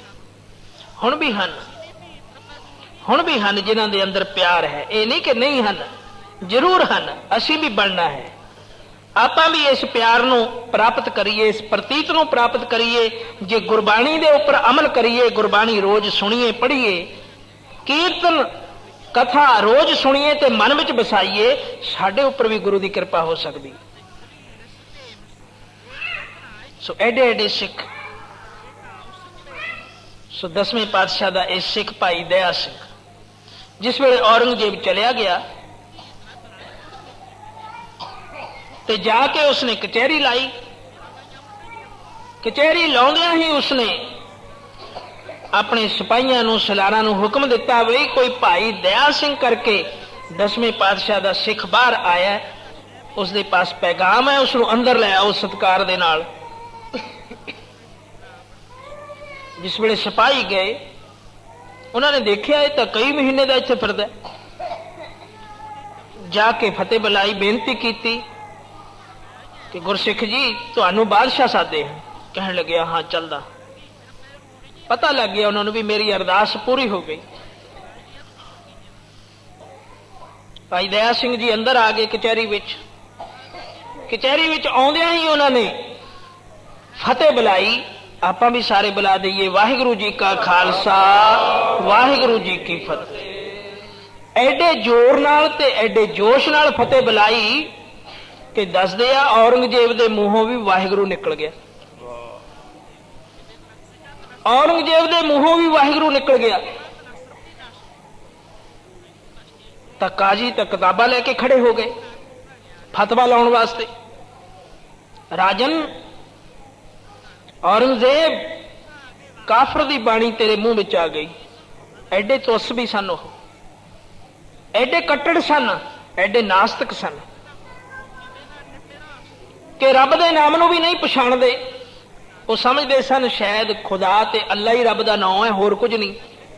ਪਰ ਗੁਰੂ ਸਾਹਿਬ ਦਾ ਬਾਣੀ ਵਿੱਚ ਆਖਦੇ ਨੇ, ਕੋਈ ਬੋਲੇ ਰਾਮ ਰਾਮ, ਕੋਈ ਖੁਦਾਏ, ਕੋਈ ਸੇਵੇ ਗੁਸਾਈਆਂ, ਕੋਈ ਅੱਲਾ। ਇਹ ਸਭ ਨਾਮ ਰੱਬ ਦੇ ਹੀ ਹਨ, ਪਰ ਇਹ ਕੱਟੜਪੰਥੀ ਸਨ। ਤੇਰੇ ਮੁਖ ਤੋਂ ਵਾਹਿਗੁਰੂ ਸ਼ਬਦ ਨਿਕਲ ਗਿਆ, ਕਿੱਡੇ ਤੁਸਬੀ ਸਨ ਮੁਸਲਮਾਨ, ਕਿੱਡੇ ਜ਼ਾਲਮ ਸਨ। ਤੇ ਫਿਰ ਕੀ ਕੀਤਾ ਜਾਵੇ? ਔਰੰਗਜ਼ੇਬ ਕਹਿਣ ਲੱਗਿਆ, ਹੁਣ ਕੀ ਹੋਵੇਗਾ? ਕਹਿਣ ਲੱਗੇ, ਜੀ ਤੁਹਾਨੂੰ ਫਿਰ ਬੜਾ ਕਸ਼ਟ ਹੋਵੇਗਾ, ਇਹ ਤਾਂ ਤੁਹਾਡੀ ਜ਼ੁਬਾਨ ਕੱਟੀ ਜਾਵੇਗੀ ਪਰਲੋਕ ਵਿੱਚ ਜਾ ਕੇ। ਬੜੀ ਮਾੜੀ ਗੱਲ ਹੋਈ। ਤਾਂ ਫਿਰ ਕੀ ਕੀਤਾ ਜਾਵੇ? ਇਹ ਗੁਨਾਹ ਬਖਸ਼ਿਆ ਕਿਵੇਂ ਜਾਵੇਗਾ? ਮੌਲਵੀ ਆਪਸ ਵਿੱਚ ਹੀ ਗੱਲਾਂ ਕਰਨ ਲੱਗੇ ਕਿ ਰਾਜਾ ਐਸਾ ਹੀ ਹੈ, ਛੇਤੀ ਇਸ ਦਾ ਕੋਈ ਹੱਲ ਲੱਭੋ, ਨਹੀਂ ਤਾਂ ਸ਼ਾਇਦ ਸਾਡੇ ਉੱਪਰ ਹੀ ਨਾ ਕੋਈ ਫਤਵਾ ਠੋਕ ਦੇਵੇ। ਨਾਸਤਕ ਪੁਰਸ਼ ਹੈ। ਸੋ ਕਹਿ ਤਾਂ ਬੈਠੇ। ਰਾਜੇ ਦਾ ਕ੍ਰੋਧ ਜਿਸ ਵੇਲੇ ਹੋਇਆ ਕਿ ਛੇਤੀ ਮੈਨੂੰ ਦੱਸੋ ਇਸ ਦਾ ਇਲਾਜ, ਤਾਂ ਉਹਨਾਂ ਨੇ ਆਪਣੇ ਮਨ ਘੜਤ ਤੋਂ ਹੀ ਇੱਕ ਕਹਾਣੀ ਬਣਾ ਲਈ, ਕਾਨੂੰਨ ਬਣਾ ਲਿਆ। ਲਿਖਿਆ ਤਾਂ ਕਿਤੇ ਨਹੀਂ ਕੁਰਾਨ ਮਜੀਦ ਦੇ ਵਿੱਚ, ਪਰ ਬਣਾ ਲਿਆ ਕਿ ਰਾਜਨ, ਜੇ ਤੁਸੀਂ ਆਪਣੀ ਜ਼ੁਬਾਨ ਸੋਨੇ ਦੀ ਬਣਾ ਲਵੋ, ਸੋਨੇ ਦਾ ਖੋਲ ਬਣਾ ਕੇ ਆਪਣੀ ਜ਼ੁਬਾਨ ਦੇ ਉੱਪਰ ਚੜਾ ਲਵੋ, ਤਾਂ ਫਿਰ ਉਸ ਨੂੰ ਕੱਟ ਕੇ ਥੱਲੇ ਸੁੱਟ ਦਈਏ ਤੇ ਉਸ ਨੂੰ ਦਾਨ ਕਰ ਦਿਓ, ਤੇ ਇਹ ਫਿਰ ਪਾਪ ਤੁਹਾਡਾ ਧੋਤਾ ਜਾਵੇਗਾ। ਇਹ ਗੱਲਾਂ ਪੰਡਤਾਂ ਦੇ ਵਿੱਚ ਵੀ ਸੀ ਤੇ ਮੌਲਾਣਿਆਂ ਦੇ ਵਿੱਚ ਵੀ ਸੀ।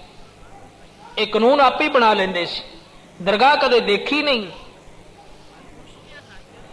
ਇਹ ਖਾਣ ਦੇ ਢੰਗ ਸਨ, ਕੱਟੜਪੰਥੀ ਬਣਨ ਦੇ ਢੰਗ ਸਨ। ਸੋ ਰਾਜੇ ਨੇ ਇਸੇ ਤਰ੍ਹਾਂ ਕੀਤਾ। ਮੌਲਾਣਿਆਂ ਨੇ ਉਸ ਦੀ ਜ਼ੁਬਾਨ ਉੱਪਰ ਖੋਲ ਚੜਾ ਕੇ ਕੱਟਿਆ, ਆਖਿਆ ਤੇਰਾ ਪਾਪ ਦੂਰ ਹੋ ਗਿਆ, ਜੋ ਕਾਫਰ ਦੀ ਬਾਣੀ ਤੇਰੇ ਜ਼ੁਬਾਨ ਤੇ ਚੜ ਗਈ ਸੀ ਉਹ ਕਲੰਕ ਲੈ ਗਿਆ। ਸੋਨਾ ਦਾਨ ਵਿੱਚ ਆਪ ਲੈ ਲਿਆ। ਭਾਈ ਦਇਆ ਸਿੰਘ ਜੀ ਇਸ ਕੌਤਕ ਨੂੰ ਦੇਖਦੇ ਰਹੇ, ਇਸ ਪਖੰਡ ਨੂੰ ਸਾਰਾ ਦੇਖਿਆ ਉਸਨੇ, ਉੱਥੇ ਖੜਿਆ ਹੀ। ਸੋ ਫਿਰ ਰਾਜੇ ਨੇ ਧਿਆਨ ਦਿੱਤਾ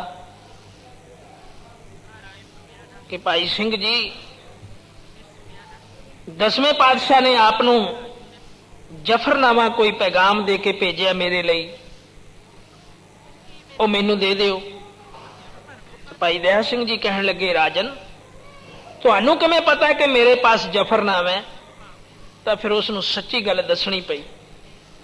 ਕਹਿਣ ਲੱਗਿਆ, ਮੈਂ ਅੱਜ ਮੱਕੇ ਗਿਆ ਸੀ, ਉੱਥੇ ਤੁਹਾਡਾ ਗੁਰੂ ਮੈਨੂੰ ਮਿਲਿਆ।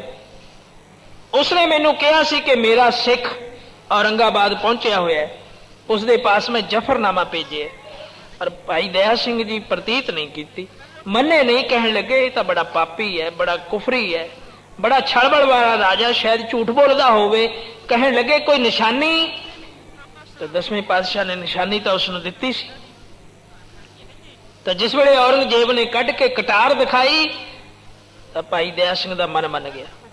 ਉਸਨੇ ਝੱਟ ਜਫਰਨਾਮਾ ਕੱਢ ਕੇ ਰਾਜੇ ਨੂੰ ਫੜਾ ਦਿੱਤਾ। ਬੋਲੇ ਸੋ ਨਿਹਾਲ। ਉਸੇ ਵੇਲੇ ਜਫਰਨਾਮਾ ਫੜਾ ਦਿੱਤਾ।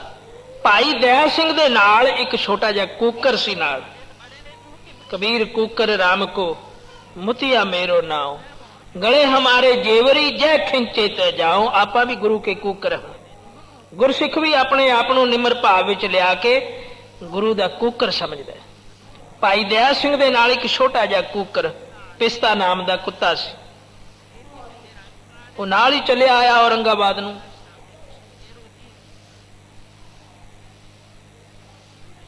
ਤਾਂ ਔਰੰਗਜ਼ੇਬ ਨੇ ਟੋਚਰ ਕੀਤੀ। ਕਹਿਣ ਲੱਗੇ, ਤੁਹਾਡਾ ਗੁਰੂ, ਜੋ ਪਿੱਛੇ ਵੀ ਹੋ ਚੁੱਕੇ ਨੇ ਤੁਹਾਡੇ ਗੁਰੂ, ਉਹਨਾਂ ਵਿੱਚ ਵੀ ਸੁਣਿਆ ਬੜੀ ਤਾਕਤ ਸੀ, ਉਹ ਗੂੰਗਿਆਂ ਤੋਂ ਕਥਾ ਕਰਾ ਦਿੰਦੇ ਸੀ, ਤੇ ਇਹ ਜਿਹੜਾ ਕੁੱਤਾ ਹੈ ਇਹ ਵੀ ਗੁਰੂ ਕਾ ਹੈ, ਇਸ ਦੇ ਵਿੱਚ ਵੀ ਕੋਈ ਸਮਰੱਥਾ ਹੋਵੇਗੀ। ਐਡੀ ਵੱਡੀ ਬੋਲੀ ਮਾਰੀ, ਮਿਹਣਾ ਦਿੱਤਾ। ਦਸ਼ਾ ਦੇਖੀ ਭਾਈ ਦਇਆ ਸਿੰਘ ਦੀ, ਟੁੱਟੇ ਹੋਏ ਛਿਤਰੇ ਪਾਏ ਹੋਏ ਸਨ, ਪਾਟੇ ਹੋਏ ਕੱਪੜੇ ਸਨ, ਪਰ ਅੰਦਰੋਂ ਤਾਂ ਲਾਲ ਸੀ। ਤੁਸੀਂ ਸ਼ਹਿਨਸ਼ਾਹ ਆਖਦੇ ਹੋ ਆਪਣੇ ਗੁਰੂ ਨੂੰ, ਤੁਹਾਡੇ ਪਾਟੇ ਕੱਪੜੇ ਹਨ।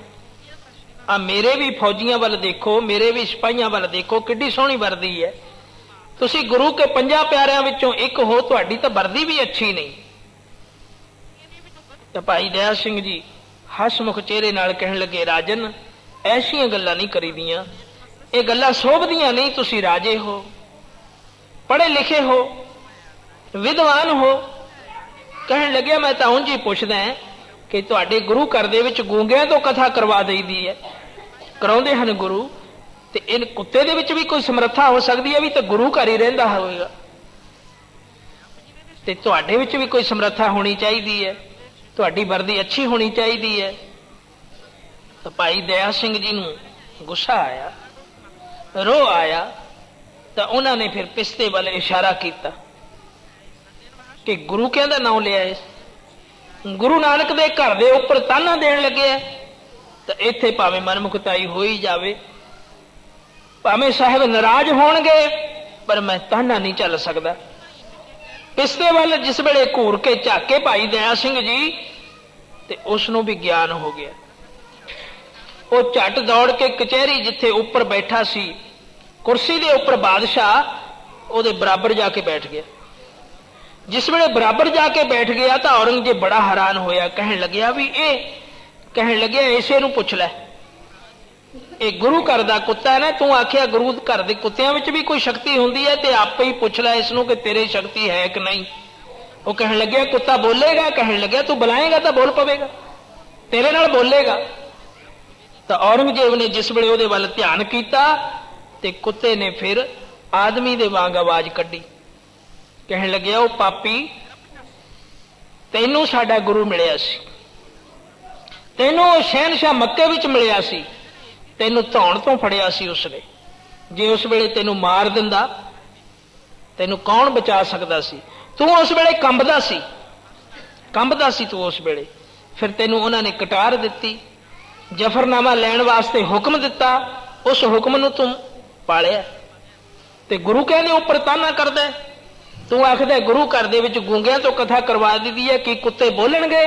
ਮੈਂ ਬੋਲਦਾ ਹਾਂ, ਹੋਰ ਪੁੱਛ ਲੈ ਜਿਹੜਾ ਕੁਝ ਪੁੱਛਣਾ। ਤਾਂ ਔਰੰਗਜ਼ੇਬ ਘਬਰਾ ਕੇ ਭਾਈ ਦਇਆ ਸਿੰਘ ਵੱਲ ਝਾਕਿਆ, ਕਹਿਣ ਲੱਗਿਆ, ਇਸ ਨੂੰ ਚੁੱਪ ਕਰਾ, ਮੇਰੀ ਹੱਦਕ ਕਰੀ ਜਾਂਦਾ। ਤਾਂ ਭਾਈ ਦਇਆ ਸਿੰਘ ਜੀ ਨੇ ਪਿਸਤੇ ਨੂੰ ਆਵਾਜ਼ ਦਿੱਤੀ, ਉਹ ਫਿਰ ਹੇਠਾਂ ਉਤਰਿਆ। ਔਰੰਗਜ਼ੇਬ ਬਸ਼ਰਮਤਾ ਹੋ ਗਿਆ। ਇਹ ਕੌਤਕ ਨੂੰ ਦੇਖ ਕੇ ਸਾਰੇ ਮੁਸਲਮਾਨਾਂ ਦਾ ਸਿਰ ਝੁਕ ਗਿਆ। ਤਾਂ ਸਭ ਦੇ ਵਿੱਚ ਫਸੇ ਹੋਏ ਕੱਟੜਪੰਥੀ ਬਣਨ ਕਰਕੇ ਭਾਵੇਂ ਮੁੱਖੋਂ ਉਸਤਤ ਨਹੀਂ ਸੀ ਕਰ ਸਕਦੇ, ਪਰ ਸਿਰ ਸਾਰਿਆਂ ਦੇ ਝੁਕ ਗਏ। ਐਸਾ ਗੁਰੂ ਸਮਰੱਥ ਸੀ, ਜਿਸ ਦੇ ਸਿੱਖਾਂ ਦੇ ਵਿੱਚ ਵੀ ਐਡੀਆਂ ਐਡੀਆਂ ਵੱਡੀਆਂ ਤਾਕਤਾਂ ਸਨ। ਔਰੰਗਜ਼ੇਬ ਨੇ ਭਾਈ ਦਇਆ ਸਿੰਘ ਨੂੰ ਸ਼ਰੇ ਖਾਸ ਦੇ ਵਿੱਚ ਸੱਦਿਆ। ਸੱਦ ਕੇ ਇਸ ਪਾਪੀ ਦਾ ਮਨ ਭਿੱਜਦਾ ਨਹੀਂ ਸੀ। ਫਿਰ ਦੁਆਰਾ ਤਾਨਾ ਦਿੱਤਾ। ਕਹਿਣ ਲੱਗਿਆ, ਭਾਈ ਦਇਆ ਸਿੰਘ, ਗੁਰੂ ਘਰ ਦੇ ਵਿੱਚ ਤਾਕਤਾਂ ਤਾਂ ਬੜੀਆਂ ਹਨ, ਆ ਜਿਹੜੀ ਮੱਕੇ ਜਾਣ ਦੀ ਤਾਕਤ ਹੈ, ਇਹ ਵੀ ਮੈਂ ਗੁਰੂ ਘਰ ਦੇ ਵਿੱਚੋਂ ਹੀ ਪਾਈ ਹੈ, ਰਾਮ ਰਾਏ ਤੋਂ। ਪਰ ਮੈਨੂੰ ਸਮਝ ਨਹੀਂ ਆਉਂਦੀ ਕਿ ਤੁਸੀਂ ਗੁਰੂ ਕੇ ਹਜ਼ੂਰੀਏ ਹੋ, 5 ਪਿਆਰਿਆਂ ਵਿੱਚੋਂ ਇੱਕ ਹੋ, ਤੁਹਾਡੇ ਵਸਤਰ ਪਾਟੇ ਹੋਏ, ਤੁਹਾਡੇ ਛਿੱਤਰ ਟੁੱਟੇ ਹੋਏ, ਜੁੱਤੀ ਵੀ ਅੱਛੀ ਨਹੀਂ ਤੁਹਾਡੇ ਪਾਸ, ਇਹ ਕੀ ਵਜ੍ਹਾ ਹੈ? ਤੇ ਕਹਿੰਦੇ ਹੋ ਗੁਰੂ ਨੂੰ ਸ਼ਹਿਨਸ਼ਾਹ, ਤੇ ਬਾਣੇ ਤੁਹਾਡੇ ਕੰਗਾਲਾਂ ਵਾਲੇ ਨੇ।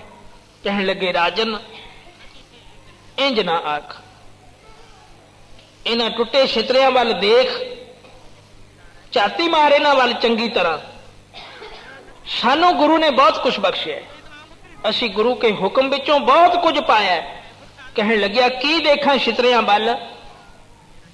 ਤੇ ਜਿਸ ਵੇਲੇ ਭਾਈ ਦਇਆ ਸਿੰਘ ਨੇ ਅੱਗੇ ਥੋੜੇ ਜਿਹੇ ਰੋੜ ਪਏ ਸੀ, ਰੋੜਾਂ ਦੇ ਉੱਪਰ ਪੈਰ ਰੱਖਿਆ, ਤੇ ਉਹ ਸਾਰੇ ਸੋਨੇ ਦੇ ਬਣ ਗਏ।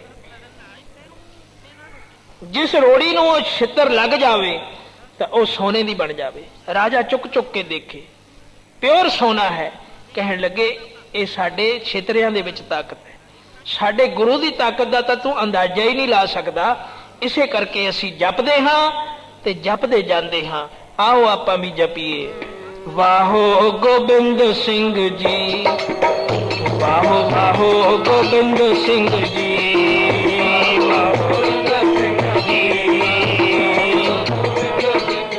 ਵਾਹੋ ਵਾਹੋ ਗੋਬਿੰਦ ਸਿੰਘ ਜੀ, ਵਾਹੋ ਵਾਹੋ ਗੋਬਿੰਦ ਸਿੰਘ ਜੀ, ਵਾਹੋ ਵਾਹੋ ਗੋਬਿੰਦ ਸਿੰਘ ਜੀ। गोबिंद सिंह जी, वाहो वाहो गोबिंद सिंह जी, वाहो वाहो गोबिंद सिंह जी, वाहो वाहो गोबिंद सिंह जी,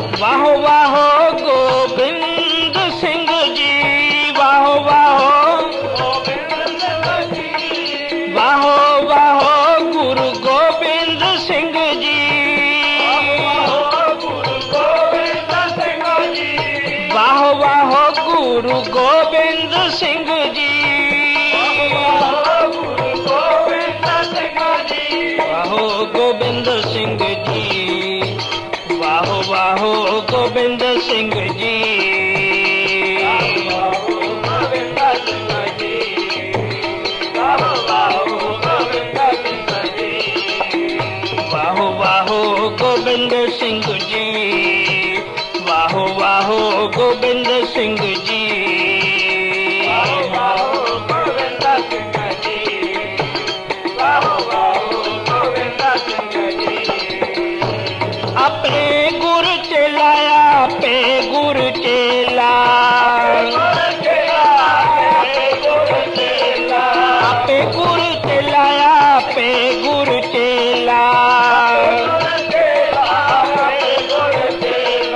वाहो गोबिंद सिंह जी, वाहो वाहो गोबिंद सिंह जी, वाहो वाहो गोबिंद सिंह जी, वाहो वाहो गोबिंद सिंह जी, वाहो वाहो गोबिंद सिंह जी, वाहो वाहो गोबिंद सिंह जी, वाहो गोबिंद सिंह जी, वाहो वाहो गोबिंद सिंह जी, हर सच्चे तख्त रचाया सत संगत मेला। ਇਹ ਸਤ ਸੰਗਤ ਗੁਰੂ 10ਵੇਂ ਪਾਤਸ਼ਾਹ ਨੇ ਇਹ ਸੱਚਾ ਤਖਤ ਆਪ ਬਣਾਇਆ ਗੁਰਸਿੱਖਾਂ ਦੇ ਵਾਸਤੇ। ਸੋ ਭਾਈ ਗੁਰਸਿੱਖੋ, ਇਸ ਆਗਮਨ ਦਿਵਸ ਪ੍ਰਕਾਸ਼ ਦਿਵਸ ਗੁਰੂ 10ਵੇਂ ਪਾਤਸ਼ਾਹ ਦਾ, ਇਸ ਤੋਂ ਆਪਾਂ ਨੇ ਸਿੱਖਿਆ ਪ੍ਰਾਪਤ ਕਰਨੀ। ਥਾਂ ਥਾਂ ਦੇ ਉੱਪਰ ਗੁਰਸਿੱਖਾਂ ਨੇ ਬੜੇ ਚਾਵਾਂ ਦੇ ਨਾਲ ਇਸ ਆਗਮਨ ਪੁਰਬ ਨੂੰ ਮਨਾਇਆ, ਆਪਾਂ ਵੀ ਮਨਾ ਰਹੇ ਹਾਂ। ਸੋ ਜਿੱਥੇ ਜਿੱਥੇ ਵੀ ਇਹ ਗੁਰਪੁਰਬ ਮਨਾਇਆ ਜਾਂਦਾ, ਉੱਥੇ ਉੱਥੇ ਸੰਤ ਮਹਾਂਪੁਰਸ਼ ਵਿਦਵਾਨ ਸਿੱਖ ਸਾਰੇ ਸਿੱਖਿਆ ਦਿੰਦੇ ਕਿ ਭਾਈ ਅੰਮ੍ਰਿਤਧਾਰੀ ਬਣੋ, ਅੰਮ੍ਰਿਤ ਛਕੋ, ਅੰਮ੍ਰਿਤ ਛਕ ਕੇ ਗੁਰੂ ਵਾਲੇ ਬਣੋ। ਸੋ ਸਾਡੀ ਵੀ ਬੇਨਤੀ ਹੈ ਕਿ ਜਿੰਨੇ ਵੀ ਤੁਸੀਂ ਸਾਧ ਸੰਗਤ ਬੈਠੇ ਹੋ, ਜਿਨ੍ਹਾਂ ਨੇ ਅੰਮ੍ਰਿਤ ਨਹੀਂ ਪਾਨ ਕੀਤਾ, ਉਹ ਜ਼ਰੂਰ ਛਕੋ। ਅੰਮ੍ਰਿਤਧਾਰੀ ਹੋਣਾ ਜ਼ਰੂਰੀ ਹੈ ਸਿੱਖ ਵਾਸਤੇ। ਜਿੰਨਾ ਚਿਰ ਅਸੀਂ ਅੰਮ੍ਰਿਤ ਨਹੀਂ ਛਕਦੇ, ਅਸੀਂ ਪ੍ਰਮਾਣ ਨਹੀਂ ਹੋਵਾਂਗੇ। ਸਤਿਗੁਰੂ ਸੱਚੇ ਪਾਤਸ਼ਾਹ ਨੇ ਅੰਮ੍ਰਿਤ ਦੀ ਵੱਡੀ ਵਡਿਆਈ ਦੱਸੀ। ਗੁਰੂ ਸੱਚੇ ਪਾਤਸ਼ਾਹ ਦੇ ਪਾਸ ਦਮਦਮੇ ਸਾਹਿਬ ਇੱਕ ਸਿੱਖ ਗੱਡੇ ਭਰ ਕੇ ਲਿਆਇਆ ਪਦਾਰਥਾਂ ਦੇ, ਕੜਾ ਪ੍ਰਸ਼ਾਦ, ਖੀਰਾਂ, ਦੁੱਧ, ਦਹੀਂ, ਪ੍ਰਸ਼ਾਦੇ, ਮਠਿਆਈਆਂ, ਫਲ ਫਰੂਟ ਗੱਡੇ ਭਰ ਕੇ ਲੈ ਕੇ ਆਇਆ। ਤਾਂ ਹਜ਼ੂਰੀ ਸਿੱਖਾਂ ਨੇ ਜਾ ਕੇ ਬੇਨਤੀ ਕੀਤੀ, ਜੀ ਇੱਕ ਕੋਈ ਵੱਡਾ ਜ਼ਿਮੀਂਦਾਰ ਆਇਆ, ਉਹ ਪ੍ਰਸ਼ਾਦ ਦੇ ਗੱਡੇ ਭਰ ਕੇ ਲਿਆਇਆ, ਕਿ ਆਪ ਦਾ ਹੁਕਮ ਹੈ ਕਿ ਲੰਗਰ ਦੇ ਵਿੱਚ ਵਰਤਾ ਦਈਏ। ਤਾਂ ਗੁਰੂ 10ਵੇਂ ਪਾਤਸ਼ਾਹ ਕਹਿਣ ਲੱਗੇ, ਪਹਿਲਾਂ ਉਸ ਸਿੱਖ ਨੂੰ ਸਾਡੇ ਪੇਸ਼ ਕਰੋ। ਉਸ ਜ਼ਿਮੀਂਦਾਰ ਨੂੰ ਸਾਡੇ ਪਾਸ ਲੈ ਕੇ ਆਓ। ਤਾਂ ਉਸਨੇ ਬੜੇ ਆਪਣੇ ਧਨ ਭਾਗ ਸਮਝੇ ਕਿ ਗੁਰੂ ਸਾਹਿਬ ਨੇ ਮੈਨੂੰ ਦਰਸ਼ਨ ਦੇਣ ਵਾਸਤੇ ਆਖੇ। ਉਹ ਜਿਸ ਵੇਲੇ ਆਇਆ, ਮੱਥਾ ਟੇਕਿਆ, ਬੜਾ ਪ੍ਰਸੰਨ, ਬੇਨਤੀ ਕੀਤੀ, ਗਰੀਬ ਨਵਾਜ ਮੇਰੀ ਸੇਵਾ ਮਨਜ਼ੂਰ ਕਰੋ। ਆਪ ਜੀ ਦੀ ਅਪਾਰ ਕਿਰਪਾ ਹੈ ਮੇਰੇ ਉੱਪਰ, ਮੇਰੇ ਪਾਸ ਬੜੀ ਜ਼ਮੀਨ ਜਾਇਦਾਦ ਹੈ, ਬੜਾ ਧਨ ਦੌਲਤ ਹੈ, ਬੜੇ ਪਦਾਰਥ ਹਨ। ਸੋ ਮੇਰਾ ਲਿਆਂਦਾ ਪ੍ਰਸ਼ਾਦ ਲੰਗਰ ਵਰਤਾਉਣ ਦਾ ਹੁਕਮ ਕਿਉਂ ਨਹੀਂ ਦਿੰਦੇ? ਹੁਕਮ ਕਰੋ, ਮੈਂ ਆਪ ਵੀ ਸੇਵਾ ਕਰਾਂ ਵਰਤਾਉਣ ਦੀ। ਕਹਿਣ ਲੱਗੇ, ਗੁਰਸਿੱਖਾ, ਪਹਿਲਾਂ ਇਹ ਦੱਸ ਕਿ ਤੂੰ ਅੰਮ੍ਰਿਤ ਛਕਿਆ? ਕਹਿਣ ਲੱਗਿਆ ਜੀ ਉਹ ਕੀ ਹੁੰਦਾ? ਅੰਮ੍ਰਿਤ ਤਾਂ ਮੈਂ ਛਕਿਆ ਨਹੀਂ। ਕਹਿਣ ਲੱਗੇ ਫਿਰ ਪਹਿਲਾਂ ਅੰਮ੍ਰਿਤ ਛਕ, ਜੇ ਅੰਮ੍ਰਿਤ ਛਕੇਗਾ ਤਾਂ ਤੇਰਾ ਦਾਨ ਮਨਜ਼ੂਰ ਹੋਵੇਗਾ, ਨਹੀਂ ਤਾਂ ਨਹੀਂ। ਤਾਂ ਘਬਰਾ ਗਿਆ। ਕਹਿਣ ਲੱਗਿਆ ਮਹਾਰਾਜ ਅੰਮ੍ਰਿਤ ਤਾਂ ਗੁਰਸਿੱਖਾਂ ਨੇ ਸਮਝਾਇਆ, ਅੰਮ੍ਰਿਤ ਦੀ ਮਰਜ਼ਾਦਾ ਦੱਸੀ ਕਿ ਇਸ ਤਰ੍ਹਾਂ 5 ਕਕਾਰਾਂ ਦੇ ਵਿੱਚ ਰਹਿਣਾ, ਇਹ ਕੁਰੈਤਾਂ ਨਹੀਂ ਕਰਨੀਆਂ, ਗੁਰਸਿੱਖ ਬਣਨਾ। ਖੰਡੇ ਬਾਟੇ ਦਾ ਅੰਮ੍ਰਿਤ ਛਕ, 5 ਬਾਣੀਆਂ ਦਾ ਜਾਪ ਦਾ ਧਾਰਨੀ ਬਣ, ਨਿਤਨੇਮੀ ਬਣ। ਸੋ ਉਹ ਘਬਰਾ ਗਿਆ। ਕਹਿਣ ਲੱਗਿਆ ਜੀ ਅੰਮ੍ਰਿਤ ਤਾਂ ਮੈਂ ਨਹੀਂ ਛਕਣਾ, ਇਹ ਤਾਂ ਬੜਾ ਔਖਾ ਕੰਮ ਹੈ। ਕਹਿਣ ਲੱਗੇ ਫਿਰ ਤੇਰਾ ਪ੍ਰਸ਼ਾਦ ਮਨਜ਼ੂਰ ਨਹੀਂ। ਲੰਗਰੀ ਸਿੰਘਾਂ ਨੂੰ ਕਹਿ ਦਿੱਤਾ ਵੀ ਲੰਗਰ ਦੇ ਵਿੱਚ ਇਸ ਦਾ ਪ੍ਰਸ਼ਾਦ ਨਾ ਵਰਤੇ, ਜਾਓ ਮੋੜ ਕੇ ਲੈ ਜਾਓ, ਆਪਣੇ ਘਰ ਨੂੰ ਲੈ ਜਾ। ਉਦਾਸ ਹੋ ਗਿਆ, ਬਾਹਰ ਆ ਕੇ ਰੋਣ ਲੱਗ ਪਿਆ। ਅੰਮ੍ਰਿਤ ਛਕਣ ਨੂੰ ਜੀ ਨਹੀਂ ਕਰਦਾ, ਪਰ ਗੁਰੂ ਦੀ ਸੰਗਤ ਛੱਡਣ ਨੂੰ ਵੀ ਜੀ ਨਹੀਂ ਕਰਦਾ। ਗੁਰੂ ਦੇ ਉੱਪਰ ਪ੍ਰਤੀਤ ਬੜੀ ਹੈ, ਸੇਵਕ ਹੈ ਗੁਰੂ ਘਰ ਦਾ, ਪਰ ਗੁਰੂ ਕੇ ਬਚਨ ਵਿੱਚ ਨਹੀਂ ਆਉਣਾ ਚਾਹੁੰਦਾ। ਜੋ ਗੁਰੂ ਕੇ ਬਚਨ ਵਿੱਚ ਨਾ ਆਵੇ ਉਸ ਦੀ ਦਸ਼ਾ ਤਾਂ ਫਿਰ ਅੱਛੀ ਨਹੀਂ ਹੁੰਦੀ। ਮਹਾਰਾਜ ਕਹਿੰਦੇ ਸੋ ਸਿੱਖ ਸਖਾ ਬੰਧ ਪੈ ਪਾਈ, ਮੇਰਾ ਸਖਾ, ਮੇਰਾ ਮਿੱਤਰ, ਮੇਰਾ ਬੰਧਪ, ਮੇਰਾ ਸੁਹੇਲਾ ਉਹੀ ਹੈ ਜੋ ਗੁਰ ਕੇ ਭਾਣੇ ਵਿੱਚ ਆਵੇ। ਜੋ ਗੁਰੂ ਦੇ ਭਾਣੇ ਵਿੱਚ ਚੱਲੇ ਉਹੀ ਗੁਰੂ ਨੂੰ ਪਿਆਰਾ ਹੈ। ਸਤਿਗੁਰੂ ਜੀ ਕਹਿੰਦੇ ਨੇ ਉਹ ਮੇਰਾ ਸਿੱਖ ਹੈ, ਉਹ ਮੇਰਾ ਮਿੱਤਰ ਹੈ, ਉਹ ਮੇਰਾ ਭਾਈ ਹੈ, ਮੈਂ ਉਸ ਨੂੰ ਪਿਆਰ ਕਰਦਾ।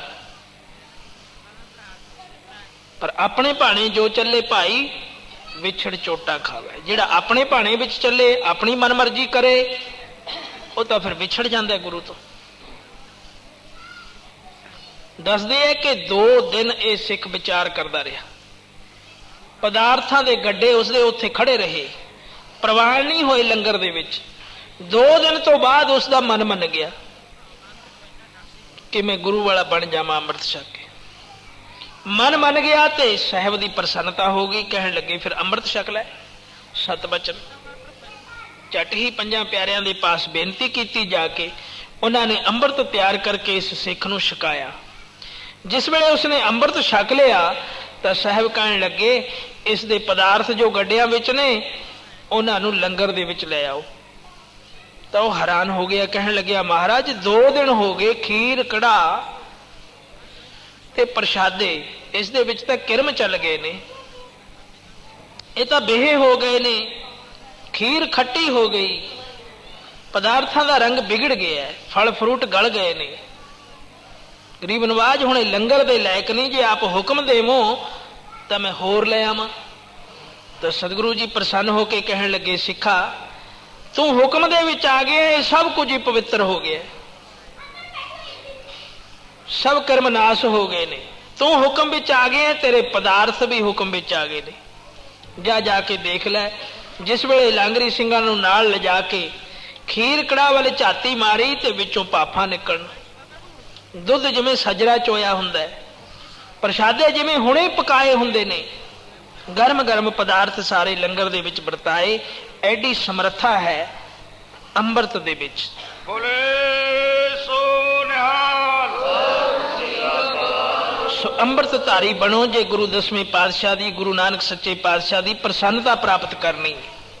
ਸੋ ਭਾਈ ਦਇਆ ਸਿੰਘ ਨੇ ਐਡਾ ਠਿੱਠ ਕੀਤਾ ਉਸ ਔਰੰਗਜ਼ੇਬ ਨੂੰ ਕਿ ਸਾਡੇ ਗੁਰੂ ਵੱਲ ਤੂੰ ਇਸ਼ਾਰਾ ਕਿਵੇਂ ਕੀਤਾ ਹੈ, ਸਾਡੇ ਗੁਰੂ ਨੂੰ ਕਿਵੇਂ ਤੂੰ ਤਾਨਾ ਮਾਰਿਆ। ਗੁਰੂ ਘਰ ਦੇ ਕੁੱਤਿਆਂ ਵਿੱਚ ਵੀ ਬੜੀਆਂ ਸ਼ਕਤੀਆਂ ਨੇ, ਗੁਰੂ ਘਰ ਦੇ ਸਿੱਖਾਂ ਸੇਵਕਾਂ ਦੇ ਵਿੱਚ ਵੀ ਬੜੀਆਂ ਸ਼ਕਤੀਆਂ ਨੇ, ਬੱਚਿਆਂ ਵਿੱਚ ਵੀ ਬੜੀਆਂ ਸ਼ਕਤੀਆਂ ਨੇ। ਜਿਹੜੇ ਗੁਰਸਿੱਖ ਐਸੀ ਪ੍ਰਤੀਤ ਰੱਖਦੇ ਹੈ ਤੇ ਗੁਰੂ 10ਵੇਂ ਪਾਤਸ਼ਾਹ ਦੇ ਅੱਗੇ ਉਸਤਤ ਕਰਦੇ ਹੈ। ਸੋ ਗੁਰਸਿੱਖ ਤਾਂ ਹਮੇਸ਼ਾ ਹੀ ਇਹ ਅਰਦਾਸ ਕਰਦੇ ਹੈ, ਹੇ ਗੁਰੂ ਗਰੀਬ ਨਵਾਜ ਅਸੀਂ ਤੇਰੇ ਦਰ ਦੇ ਲਾਲੇ ਗੋਲੇ ਹਾਂ। ਦਰ ਦੇ ਲਾਲੇ ਗੋਲੇ ਕਲਗੀ ਵਾਲੇ ਪ੍ਰੀਤਮਾ, ਤੇਰੇ ਦਰ ਦੇ ਲਾਲੇ ਗੋਲੇ ਬਾਜਾਂ ਵਾਲੇ ਪ੍ਰੀਤਮਾ।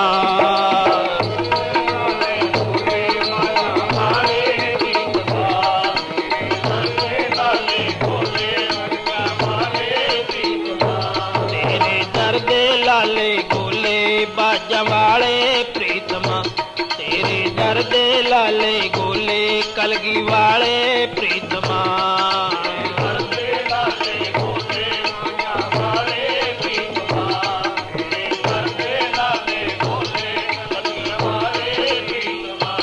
ਕਲਗੀ ਵਾਲੇ ਪ੍ਰੀਤਮਾ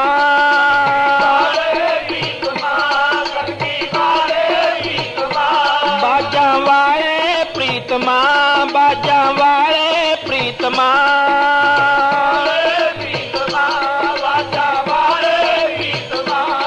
ਤੇਰੇ ਦਰ ਦੇ ਲਾਲੇ ਗੋਲੇ ਬਾਜਾਂ ਵਾਲੇ ਪ੍ਰੀਤਮਾ ਤੇਰੇ ਦਰ ਦੇ ਲਾਲੇ ਗੋਲੇ ਕਲਗੀਆਂ ਵਾਲੇ ਪ੍ਰੀਤਮਾ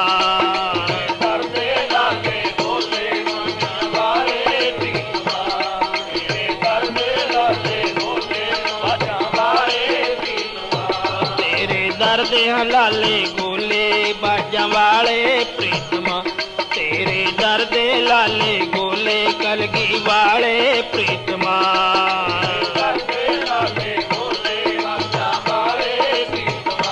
ਤੇਰੇ ਦਰ ਦੇ ਲਾਲੇ ਗੋਲੇ ਬਾਜਾਂ ਵਾਲੇ ਪ੍ਰੀਤਮਾ। ਸੋ ਖਾਲਸਾ ਜੀ ਸਾਹਿਬ ਸ੍ਰੀ ਗੁਰੂ ਗੋਬਿੰਦ ਸਿੰਘ ਜੀ ਮਹਾਰਾਜ ਜੀ ਦੇ ਆਗਮਨ ਗੁਰਪੁਰਬ ਦੀ ਸਾਰੀਆਂ ਹੀ ਸੰਗਤਾਂ ਨੂੰ ਲੱਖ ਲੱਖ ਵਧਾਈ ਹੋਵੇ, ਮੁਬਾਰਕਾਂ ਹੋਣ। ਵੱਡੇ ਭਾਗਾਂ ਵਾਲੇ ਹੋ ਜੋ ਸਾਰਿਆਂ ਨੇ ਮਿਲ ਕੇ ਪ੍ਰਬੰਧਕਾਂ ਨੇ ਗੁਰਦੁਆਰਾ ਸਾਹਿਬ ਵਿਖੇ ਐਡਾ ਵੱਡਾ ਸਮਾਗਮ ਰੱਖਿਆ। ਸਾਹਿਬ ਸੱਚੇ ਪਾਤਸ਼ਾਹ ਦੇ ਆਗਮਨ ਅਵਤਾਰ ਧਾਰਨ ਦੀ ਖੁਸ਼ੀ ਦੇ ਵਿੱਚ ਇਹ ਮਹਾਨ ਜਗ ਗੁਰਬਾਣੀ ਕਥਾ ਕੀਰਤਨ ਤੇ ਲੰਗਰ ਦੌਲਤ ਦਾ ਰਚਿਆ। ਸੋ ਸਾਰੇ ਹੀ ਵੱਡੇ ਭਾਗਾਂ ਵਾਲੇ ਹੋ। ਅੱਜ ਦੇ ਦਿਨ ਦਾ ਇਹ ਸਬਕ ਜ਼ਰੂਰ ਚੇਤੇ ਕਰ ਲਓ, ਆਪਣੇ ਮਨ ਵਿੱਚ ਵਸਾ ਲਓ ਕਿ ਗੁਰੂ ਦਸਵੇਂ ਪਾਤਸ਼ਾਹ ਦੇ ਹੁਕਮ ਨੂੰ ਮੰਨੋ। ਛੋਟੇ ਛੋਟੇ ਬੱਚਿਆਂ ਨੂੰ ਵੀ ਸਿੱਖਿਆ ਦਿਓ। ਅੰਮ੍ਰਿਤ ਸਾਡੀ ਰਾਖੀ ਕਰੇਗਾ, ਅੰਮ੍ਰਿਤ ਦਾ ਦਾਤਾ ਸਾਡੀ ਰਾਖੀ ਕਰੇਗਾ। ਅੰਮ੍ਰਿਤ ਛਕ ਕੇ ਗੁਰੂ ਵਾਲੇ ਬਣ ਜਾਓ ਤੇ ਰਿੱਧੀਆਂ ਸਿੱਧੀਆਂ ਗੁਰਸਿੱਖਾਂ ਦੇ ਜੋ ਗੁਰੂ ਕੇ ਸਿੱਖ ਬਣ ਜਾਂਦੇ ਆ, ਅੰਮ੍ਰਿਤਧਾਰੀ ਬਣ ਜਾਂਦੇ ਆ, ਉਹਨਾਂ ਦੇ ਪੈਰਾਂ ਵਿੱਚ ਰੁਲਦੀਆਂ ਫਿਰਦੀਆਂ ਨੇ। ਰਿੱਧੀਆਂ ਸਿੱਧੀਆਂ ਗੁਰੂ ਕੇ ਜੋੜਿਆਂ ਵਿੱਚ ਤੁਰੀਆਂ ਫਿਰਦੀਆਂ ਨੇ। ਸ਼ਕਤੀਆਂ ਦਾ ਕੋਈ ਸ਼ੁਮਾਰ ਨਹੀਂ, ਦੌਲਤਾਂ ਦੇ ਭੰਡਾਰ ਸਾਡੇ ਘਰਾਂ ਦੇ ਵਿੱਚ ਸਤਿਗੁਰੂ ਬਖਸ਼ਿਸ਼ ਕਰਦਾ ਬੇਅੰਤ। ਬੇਅੰਤ ਬਰਕਤਾਂ ਪ੍ਰਾਪਤ ਹੁੰਦੀਆਂ। ਗੁਰੂ ਵਾਲੇ ਬਣ ਜਾਓ, ਗੁਰਸਿੱਖ ਬਣ ਜਾਓ, ਅੰਮ੍ਰਿਤ ਛਕੋ ਤੇ ਪੰਜ ਬਾਣੀਆਂ ਦੇ ਨਿਤਨੇਮੀ ਬਣ ਜਾਓ। ਕਈ ਗੁਰਸਿੱਖ ਪੰਜ ਬਾਣੀਆਂ ਨਹੀਂ ਪੜਨ ਜਾਣਦੇ, ਨਹੀਂ ਪਤਾ ਲੱਗਦਾ, ਗੁਰਮੁਖੀ ਨਹੀਂ ਜਾਣਦੇ, ਹੋਰ ਬੋਲੀਆਂ ਜਾਣਦੇ ਨੇ। ਸੋ ਬਾਬਾ ਜੀ ਆਖਦੇ ਸਨ ਮੂਲ ਮੰਤਰ ਦਾ ਪਾਠ ਕਰ ਲਓ, ਮੰਤਰ ਦਾ ਪਾਠ ਕਰ ਲਓ। ਮੂਲ ਮੰਤਰ ਪਹਿਲੀ ਪੌੜੀ ਏਕ ਓਂਕਾਰ ਤੋਂ ਲੈ ਕੇ ਨਾਨਕ ਹੋਸੀ ਭੀ ਸੱਚ ਤੱਕ 6 ਮਾਲਾ ਰੋਜ਼ ਫੇਰ ਲਓ ਠੋਤਰੀ। ਵਾਹਿਗੁਰੂ ਵਾਹਿਗੁਰੂ ਦੀਆਂ ਮਾਲਾ ਫੇਰ ਲਓ। ਜਿੰਨਾ ਚਿਰ ਗੁਰਬਾਣੀ ਗੁਰਮੁਖੀ ਨਹੀਂ ਜਾਣਦੇ ਅੰਮ੍ਰਿਤ ਜ਼ਰੂਰ ਛਕੋ, ਫਿਰ ਹੌਲੀ ਹੌਲੀ ਬਾਣੀ ਦਾ ਪਾਠ ਵੀ ਸਿੱਖ ਜਾਵੋਗੇ, ਫਿਰ ਬਾਣੀ ਦਾ ਪਾਠ ਵੀ ਕਰੋ। ਸੋ ਅੰਮ੍ਰਿਤ ਦੇ ਵਿੱਚ ਬੜੀ ਤਾਕਤ ਹੈ। ਅੰਮ੍ਰਿਤ ਸਾਡੀ ਮੁਕਤੀ ਵਾਸਤੇ ਹੈ, ਸਾਡਾ ਜਨਮ ਸਹੇਲਾ ਬਣਾਉਣ ਵਾਸਤੇ ਹੈ। ਸਤਿਗੁਰੂ ਦੇ ਦਾਇਰੇ ਵਿੱਚ ਅਸੀਂ ਤਦ ਹੀ ਆਵਾਂਗੇ। ਇਹ ਭੈੜੀਆਂ ਰੀਤੀਆਂ ਨੇ ਜਿਹੜੀਆਂ, ਸ਼ਰਾਬ ਪੀਣੀ, ਮਾਸ ਖਾਣਾ, ਤਮਾਕੂ ਵਰਤਣਾ, ਹੋਰ ਅਨੇਕਾਂ ਭੈੜੀਆਂ ਰੀਤੀਆਂ, ਜੂਏ ਖੇਡਣੇ, ਇਹਨਾਂ ਨੂੰ ਵਰਜ ਦਿਓ, ਛੱਡ ਦਿਓ, ਇਹਨਾਂ ਨੂੰ ਤਿਆਗ ਦਿਓ। ਇਹਨਾਂ ਗੱਲਾਂ ਦੇ ਵਿੱਚ ਕੁਝ ਨਹੀਂ। ਕਿੰਨੇ ਕੁ ਹੁੰਦੇ ਆ ਇਸ ਸੰਸਾਰ ਤੇ ਜਿਹੜੇ ਇਹ ਭੈੜੇ ਕਰਮ ਕਰਦੇ ਸੀ, ਉਹਨਾਂ ਦਾ ਰਿਹਾ ਕੁਝ ਨਹੀਂ। ਭਾਵੇਂ ਉਹ ਔਲੀਏ ਵੀ ਸਨ। ਮਹਾਭਾਰਤ ਦੇ ਵਿੱਚ ਤੁਸੀਂ ਇਤਿਹਾਸ ਦੇ ਜਾਣੂ ਹੋ, ਕਿੱਡੇ ਕਿੱਡੇ ਧਾਰਮਿਕ ਰਾਜੇ ਵੀ ਸੀ। ਯੁਧਿਸ਼ਟਰ ਵਰਗੇ, ਕ੍ਰਿਸ਼ਨ ਮਹਾਰਾਜ ਜਿਨ੍ਹਾਂ ਦੇ ਨਾਲ ਰਹਿੰਦੇ ਸੀ। ਸਾਹਿਬ ਨੇ ਬਾਣੀ ਵਿੱਚ ਵੀ ਦੱਸਿਆ, ਰੋਵੇ ਪਾਂਡਵ ਭਏ ਮਜੂਰ ਜਿਨ ਕੇ ਸੁਆਮੀ ਰਹਿਤ ਹਦੂਰ। ਜਿਨ੍ਹਾਂ ਦੇ ਨਾਲ ਸੁਆਮੀ ਰਹਿੰਦਾ ਸੀ ਹਮੇਸ਼ਾ ਅਵਤਾਰ ਕ੍ਰਿਸ਼ਨ ਮਹਾਰਾਜ, ਉਹ ਵੀ ਰੋਂਦੇ ਗਏ। ਕਿਉਂ? ਗੁਰੂ ਦੀ ਸਿੱਖਿਆ ਵਿੱਚ ਨਹੀਂ ਆਏ। ਭੈੜਾ ਕਰਮ ਕਰਨ ਕਰਕੇ, ਗੁਰੂ ਦੀ ਸਿੱਖਿਆ ਤੋਂ ਦੂਰ ਰਹਿਣ ਕਰਕੇ ਰੋਂਦੇ ਗਏ। ਵੱਡੇ ਵੱਡੇ ਰਾਜੇ ਜਿਹੜੇ ਵੱਡੇ ਧਾਰਮਿਕ ਵੀ ਸਨ, ਪਰ ਜੇ ਉਹ ਕੁਕਰਮ ਕੀਤਾ ਕੋਈ, ਉਸ ਕੁਕਰਮ ਦਾ ਫਲ ਭੋਗਣ ਵਾਸਤੇ ਉਹਨਾਂ ਨੂੰ ਰੋਣਾ ਪਿਆ। ਜੂਆ ਖੇਡਿਆ ਤੇ ਕੀ ਹਾਲ ਹੋਇਆ। ਇਹ ਸਾਡੇ ਵਾਸਤੇ ਬੜੀ ਵੱਡੀ ਸਿੱਖਿਆ ਹੈ। ਅਸੀਂ ਕਿਸ ਦੇ ਪਾਣੀਹਾਰ ਹਾਂ। ਵੱਡੇ ਵੱਡੇ ਧਾਰਮਿਕ ਜਿਹੜੇ ਰਾਜੇ ਜਿਨ੍ਹਾਂ ਨੂੰ ਦੁਨੀਆ ਮੰਨਦੀ ਸੀ, ਮੱਥੇ ਟੇਕਦੀ ਸੀ, ਇੱਕ ਔਗਣ ਉਹਨਾਂ ਦੇ ਵਿੱਚ ਆ ਗਿਆ। ਉਸ ਔਗਣ ਦੇ ਕਾਰਨ ਉਹਨਾਂ ਨੂੰ ਦੁੱਖ ਹੋਇਆ, ਰਾਜ ਵਿਸਰ ਗਿਆ, ਪਰਿਵਾਰ ਵਿਛੜ ਗਏ, ਵਿਛੋੜਾ ਹੋ ਗਿਆ। ਰੋਵੇ ਪਾਂਡਵ ਭਏ ਮਜੂਰ, ਜਿਨ ਕੇ ਸੁਆਮੀ ਰਹਿਤ ਹਦੂਰ। ਕਿਉਂ ਰੋਂਦੇ ਗਏ? ਗੁਰੂ ਦੀ ਸਿੱਖਿਆ ਤੋਂ ਬਾਹਰ ਹੋ ਗਏ। ਸੋ ਅਸੀਂ ਗੁਰੂ ਕੀ ਸਿੱਖਿਆ ਵਿੱਚ ਰਹਿਣਾ ਹੈ। ਇਹਨਾਂ ਭੈੜੀਆਂ ਵਾਦੀਆਂ ਨੂੰ ਛੱਡ ਦਿਓ, ਤਿਆਗ ਦਿਓ। ਆ ਸ਼ਰਾਬ ਦੇ ਕਾਰਨ ਯਾਦਵ ਕੁੱਲ ਹੀ ਖਪਾਇਓ ਹੈ। ਇਹ ਯਾਦਵਾਂ ਦੀ ਕੁੱਲ ਦਾ ਨਾਸ਼ ਕਿਵੇਂ ਹੋਇਆ? ਸ਼ਰਾਬ ਦੇ ਕਾਰਨ। ਰਿਸ਼ੀ ਨੇ ਸ਼ਰਾਪ ਦਿੱਤਾ, ਉਹ ਸ਼ਰਾਪ ਵੀ ਬਖਸ਼ਿਆ ਜਾਣਾ ਸੀ। ਕ੍ਰਿਸ਼ਨ ਭਗਵਾਨ ਨੇ ਜੁਗਤੀ ਤਾਂ ਦੱਸ ਦਿੱਤੀ ਸੀ ਉਸ ਨੂੰ ਬਖਸ਼ਣ ਦੀ, ਪਰ ਨਾਸ ਕਿਸ ਨੇ ਕੀਤਾ? ਉਸ ਜੁਗਤੀ ਨੂੰ ਵਰਤਣ ਕਿਉਂ ਨਹੀਂ ਦਿੱਤਾ? ਕਿਉਂਕਿ ਉਹਨਾਂ ਨੇ ਉਸ ਭਜਨ ਦੇ ਸਮੇਂ, ਜਾਪ ਦੇ ਸਮੇਂ ਸ਼ਰਾਬ ਪੀ ਲਈ। ਸ਼ਰਾਬ ਪੀ ਲਈ, ਜਿਸ ਕਰਕੇ ਉਹ ਆਪਸ ਵਿੱਚ ਹੀ ਲੜ ਪਏ ਤੇ ਵੱਢ ਕੱਟ ਕੇ ਮਰ ਗਏ। ਸੋ ਉਹ ਛੋਟਾ ਜਿਹਾ ਮੂਸਲ ਜਿਹੜਾ ਤੀਰ ਦੀ ਨੋਕ ਜਿੰਨਾ ਰਹਿ ਗਿਆ, ਉਹ ਬਦਕ ਨੂੰ ਮਿਲਿਆ, ਉਸਨੇ ਆਪਣੇ ਬਾਣ ਤੇ ਲਾ ਲਿਆ। ਉਹਨਾਂ ਦੀ ਕੁਲ ਦੇ ਵਿੱਚ ਭਗਵਾਨ ਕ੍ਰਿਸ਼ਨ ਜੀ ਸਨ, ਅਵਤਾਰ ਸਨ, 16 ਕਲਾ ਸੰਪੂਰਨ, ਤੇ ਉਹੀ ਬਾਣ ਉਹਨਾਂ ਦੇ ਪੈਰ ਵਿੱਚ ਲੱਗਿਆ ਤੇ ਦੁਨੀਆ ਤੋਂ ਜਾਣ ਦਾ ਕਾਰਨ ਬਣ ਗਿਆ। ਸੋ ਜੋ ਭੈੜੀ ਵਾਦੀ ਹੈ, ਜਿਨ੍ਹਾਂ ਦੀਆਂ ਮਿਸਾਲਾਂ ਅੱਜ ਤੱਕ ਕਾਇਮ ਨੇ ਕਿ ਇਸ ਤੋਂ ਕਦੇ ਵੀ ਸੁੱਖ ਨਹੀਂ ਹੋਇਆ, ਸੋ ਸ਼ਰਾਬ ਦੀ ਭੈੜੀ ਆਦਤ ਨੂੰ ਛੱਡ ਦਿਓ। ਤੁਸੀਂ ਗੁਰਦੁਆਰੇ ਆਉਂਦੇ ਹੋ, ਗੁਰਸਿੱਖ ਹੋ, ਧਾਰਮਿਕ ਹੋ। ਧਰਮ ਕਰਨ ਵਾਲੇ ਜਿਹੜੇ ਪੁਰਸ਼ ਹੁੰਦੇ ਨੇ, ਉਹ ਇਹਨੇ ਭੈੜਾ ਕੰਮਾਂ ਤੋਂ ਸੰਗਦੇ ਹੈ, ਸ਼ਰਮ ਕਰਦੇ ਹੈ। ਸੋ ਸਾਡੇ ਬੱਚੇ, ਸਾਡੇ ਪਰਿਵਾਰ ਤਦੇ ਇਸ ਪਾਸੇ ਨੂੰ ਲੱਗਣਗੇ ਜੇ ਅਸੀਂ ਆਪ ਸਾਬਤ ਸੂਰਤ ਹੋਵਾਂਗੇ। ਫਿਰ ਆ ਭੈੜੀ ਵਾਦੀ ਸਾਡੇ ਸੰਸਾਰ ਦੇ ਵਿੱਚ ਆਈ ਹੈ, ਕੇਸਾਂ ਦੀ ਬੇਅਦਬੀ ਕਰਨ ਦੀ। ਇਹ ਕਿਸੇ ਵੀ ਧਰਮ ਦੇ ਵਿੱਚ ਇਜਾਜ਼ਤ ਤਾਂ ਨਹੀਂ। ਹਿੰਦ ਮਤ ਦੇ ਵਿੱਚ ਵੀ ਤੁਸੀਂ ਦੇਖ ਲਓ, ਮੁੱਢ ਤੋਂ ਸਾਰੇ ਕੇਸਾਧਾਰੀ ਰਿਸ਼ੀ ਮੁਨੀ ਹੋਏ ਨੇ, ਸਾਰਿਆਂ ਦੇ ਕੇਸ ਹੁੰਦੇ ਨੇ। ਹੁਣ ਵੀ ਜਿਹੜੇ ਪੂਰਨ ਪ੍ਰਾਪਤੀ ਵਾਲੇ ਮਹਾਪੁਰਸ਼ ਨੇ, ਜਿਹੜੇ ਰੱਬ ਨੂੰ ਸੱਚੇ ਦਿਲੋਂ ਧਿਆਉਂਦੇ ਨੇ, ਉਹ ਪੱਕੇ ਵੈਸ਼ਨੂੰ ਤੇ ਕੇਸਾਧਾਰੀ ਜਟਾ ਜੂਟ ਨੇ। ਚਾਹੇ ਉਹ ਮੁਸਲਮਾਨਾਂ 'ਚ ਨੇ, ਚਾਹੇ ਉਹ ਹਿੰਦੂਆਂ 'ਚ ਨੇ, ਚਾਹੇ ਈਸਾਈਆਂ 'ਚ ਨੇ। ਜਿਨ੍ਹਾਂ ਨੂੰ ਕੁਝ ਪ੍ਰਮਾਤਮਾ ਦੀ ਬਖਸ਼ਿਸ਼ ਹੈ, ਸਿਮਰਨ ਕਰਦੇ ਨੇ, ਉਹ ਕੇਸਾਧਾਰੀ ਨੇ ਅਰ ਵੈਸ਼ਨੂੰ ਨੇ। ਉਹ ਇੱਕ ਅੰਨ ਖਾਂਦੇ ਨੇ। ਅਨਾਦਿ ਪਦਾਰਥ ਬਣੇ ਨੇ ਬੰਦੇ ਵਾਸਤੇ। ਅਨਾਦਿ ਤੇ ਪਿਸ਼ਾਬੀ ਦੋ ਕਿਸਮ ਦੇ, ਦੋ ਕਿਸਮ ਦਾ ਮਾਸ ਹੈ। ਅੰਨ ਸਾਗ ਸੱਤੂ ਵੀ ਮਾਸ ਹੀ ਹੈ। ਇਹ ਮਾਸ ਹੈ ਬੰਦੇ ਵਾਸਤੇ। ਦੂਸਰਾ ਮਾਸ ਹੈ ਪਿਸ਼ਾਬੀ। ਉਹ ਪਿਸ਼ਾਬੀ ਹੈ ਜਿਸ ਦੇ ਵਿੱਚ ਰਾਧ ਹੈ, ਪਿਸ਼ਾਬ ਹੈ। ਗਲਤਾਨ ਹੈ ਜਿਸ ਦੇ ਵਿੱਚ, ਗਲਿਆਨੀ ਹੈ। ਉਹ ਜਾਨਵਰਾਂ ਵਾਸਤੇ ਹੈ ਜਿਹੜੇ ਆਪਣੇ ਕਰਮ ਭੋਗਦੇ ਨੇ। ਬੰਦੇ ਵਾਸਤੇ ਤਾਂ ਨਹੀਂ, ਇਨਸਾਨ ਵਾਸਤੇ ਤਾਂ ਨਹੀਂ। ਇਨਸਾਨ ਕਿਉਂ ਇਸ ਗਲਿਆਨੀ ਦੇ ਵਿੱਚ ਪਵੇ? ਕਿਉਂ ਪਿਸ਼ਾਬੀ ਚੀਜ਼ ਵਰਤੇ? ਤੂੰ ਇਨਸਾਨ ਹੈ, ਤੂੰ ਦੇਵਤਾ ਬਣਨਾ ਹੈ।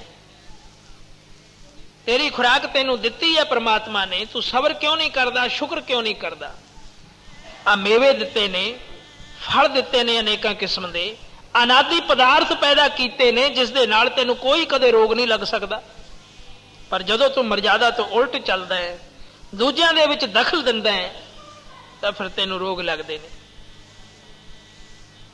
ਕਦੇ ਮਾਸ ਖਾਣ ਵਾਲੇ ਤੋਂ ਵੀ ਕੋਈ ਕੰਮ ਸਰਿਆ ਹੈ? ਆ ਸ਼ੇਰ ਕਿੰਨਾ ਮਾਸ ਖਾਂਦਾ ਹੈ? ਸ਼ੇਰ ਮਾਸ ਖਾਂਦਾ, ਬਘਿਆੜ ਮਾਸ ਖਾਂਦਾ ਹੈ, ਹੋਰ ਜਾਨਵਰ ਮਾਸਾਹਾਰੀ ਹਨ, ਪਰ ਉਹ ਜ਼ਾਲਮ ਨੇ। ਸ਼ੇਰ ਦੇ ਵਿੱਚ ਦਇਆ ਨਹੀਂ। ਸ਼ੇਰ ਕਿਸੇ ਦਾ ਕੁਝ ਨਹੀਂ ਸਵਾਰ ਸਕਦਾ। ਸ਼ੇਰ ਸਾਡੇ ਕਿਸੇ ਵੀ ਕੰਮ ਨਹੀਂ ਆਉਂਦਾ।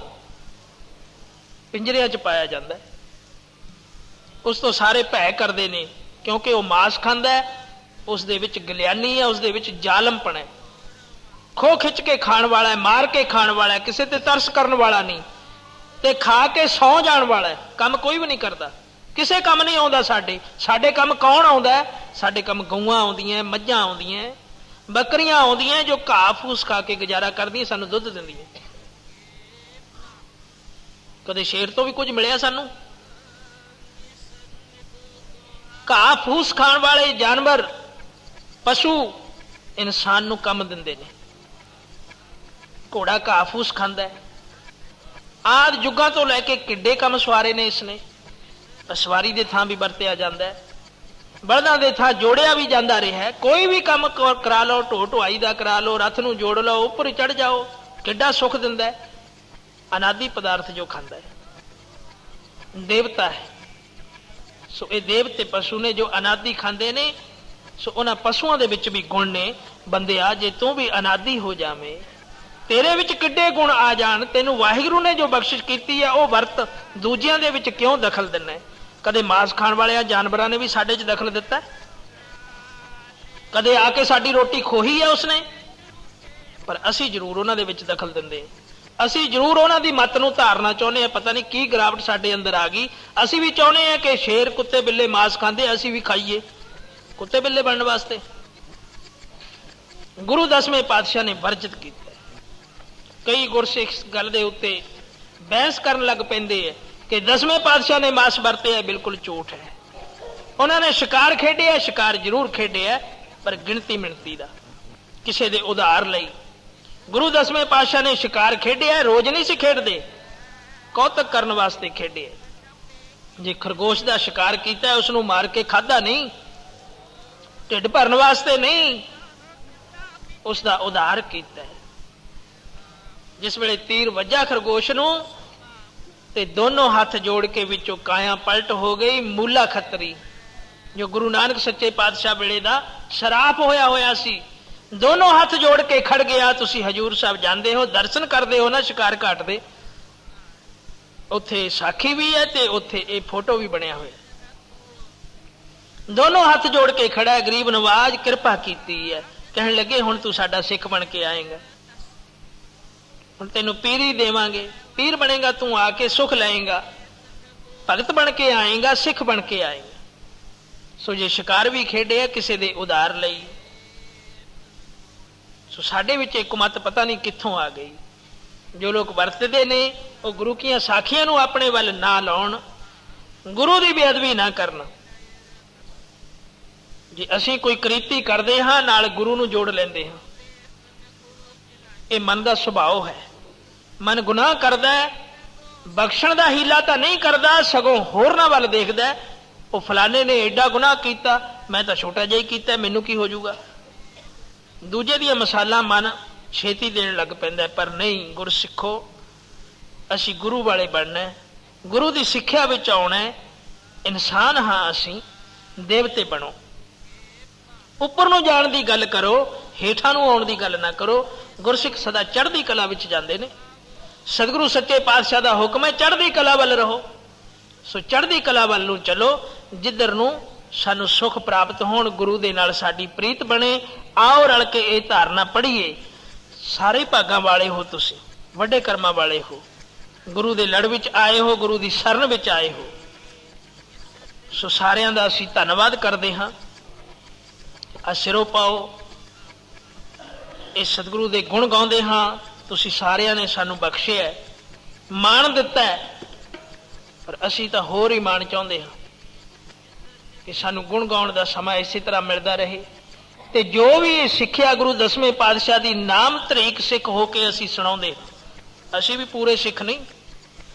बेनती करदे हां साध संगत दे चरनां विच कि सतगुरु मेहर करे, सानू अपने पूरे सिख बना लवे। औगणहारे हां, पर यह सिक्ख्या तो सदा ही दिंदे रहांगे कि अंमृत जरूर छे। अज जिन्ने भी असी बेअमृती इत्थे बैठे हाँ ना, अज वो सबक ये लै लैण, आउंदे साल तक सारे गुरसिख होण। कोई भी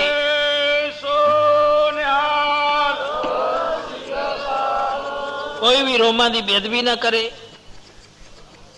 ਕੋਈ ਵੀ ਮਾਸ ਮਿੱਟੀ ਨਾ ਵਰਤੇ, ਸ਼ਰਾਬ ਵਰਗੀ ਭੈੜੀ ਜ਼ਹਿਰ ਨੂੰ ਤਿਆਗ ਦਿਓ। ਜੂਆ, ਵੇਸਵਾ, ਕਰਮ, ਇਹ ਸਾਰੀਆਂ ਭੈੜੀਆਂ ਚਾਲੀਆਂ ਜਿਹੜੀਆਂ ਛੱਡ ਕੇ ਗੁਰੂ ਦੇ ਲੜ ਲੱਗੋ। ਆਓ ਗੁਰੂ ਦੀ ਉਸਤਤ ਕਰੀਏ। ਅਸੀਂ ਤੇਰੇ ਦਰ ਦੇ ਗੋਲੇ ਹਾਂ, ਤੇਰੇ ਦਰ ਦੇ ਗੋਲੇ ਕਲਗੀ ਵਾਲੇ ਪ੍ਰੀਤਮਾ, ਤੇਰੇ ਦਰ ਦੇ ਲਾਲੇ ਗੋਲੇ ਬਾਜਾਂ ਵਾਲੇ ਪ੍ਰੀਤਮਾ।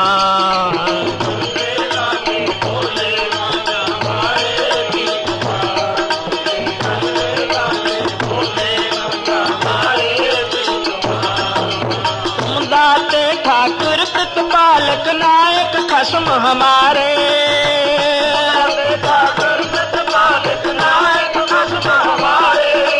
तुम दाते ठाकुर प्रतिपालक नायक खसम हमारे,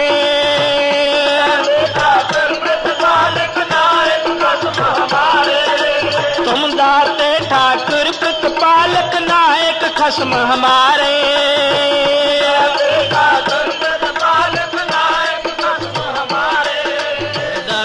लाले गोले कलगी वाले प्रीतमा, तेरे दर दे लाले गोले बाजा वाले प्रीतमा।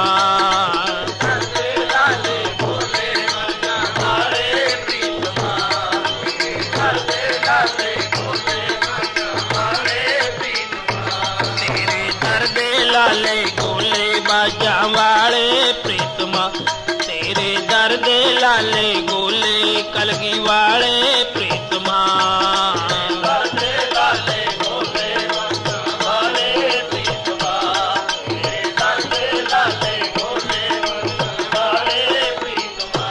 बाजा वाले प्रीतमा, बाजा वाले प्रीतमा,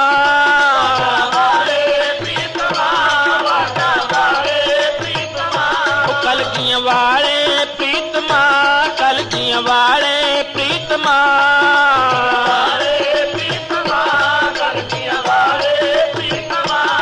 तेरे दर दे लाले गोले बाजा वाले सतगुरु, तेरे दर दे लाले गोले बाजा वाले प्रीतमा।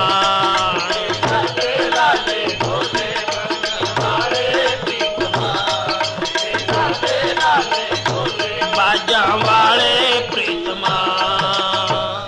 वाहिगुरु जी का खालसा, वाहिगुरु जी की फतेह।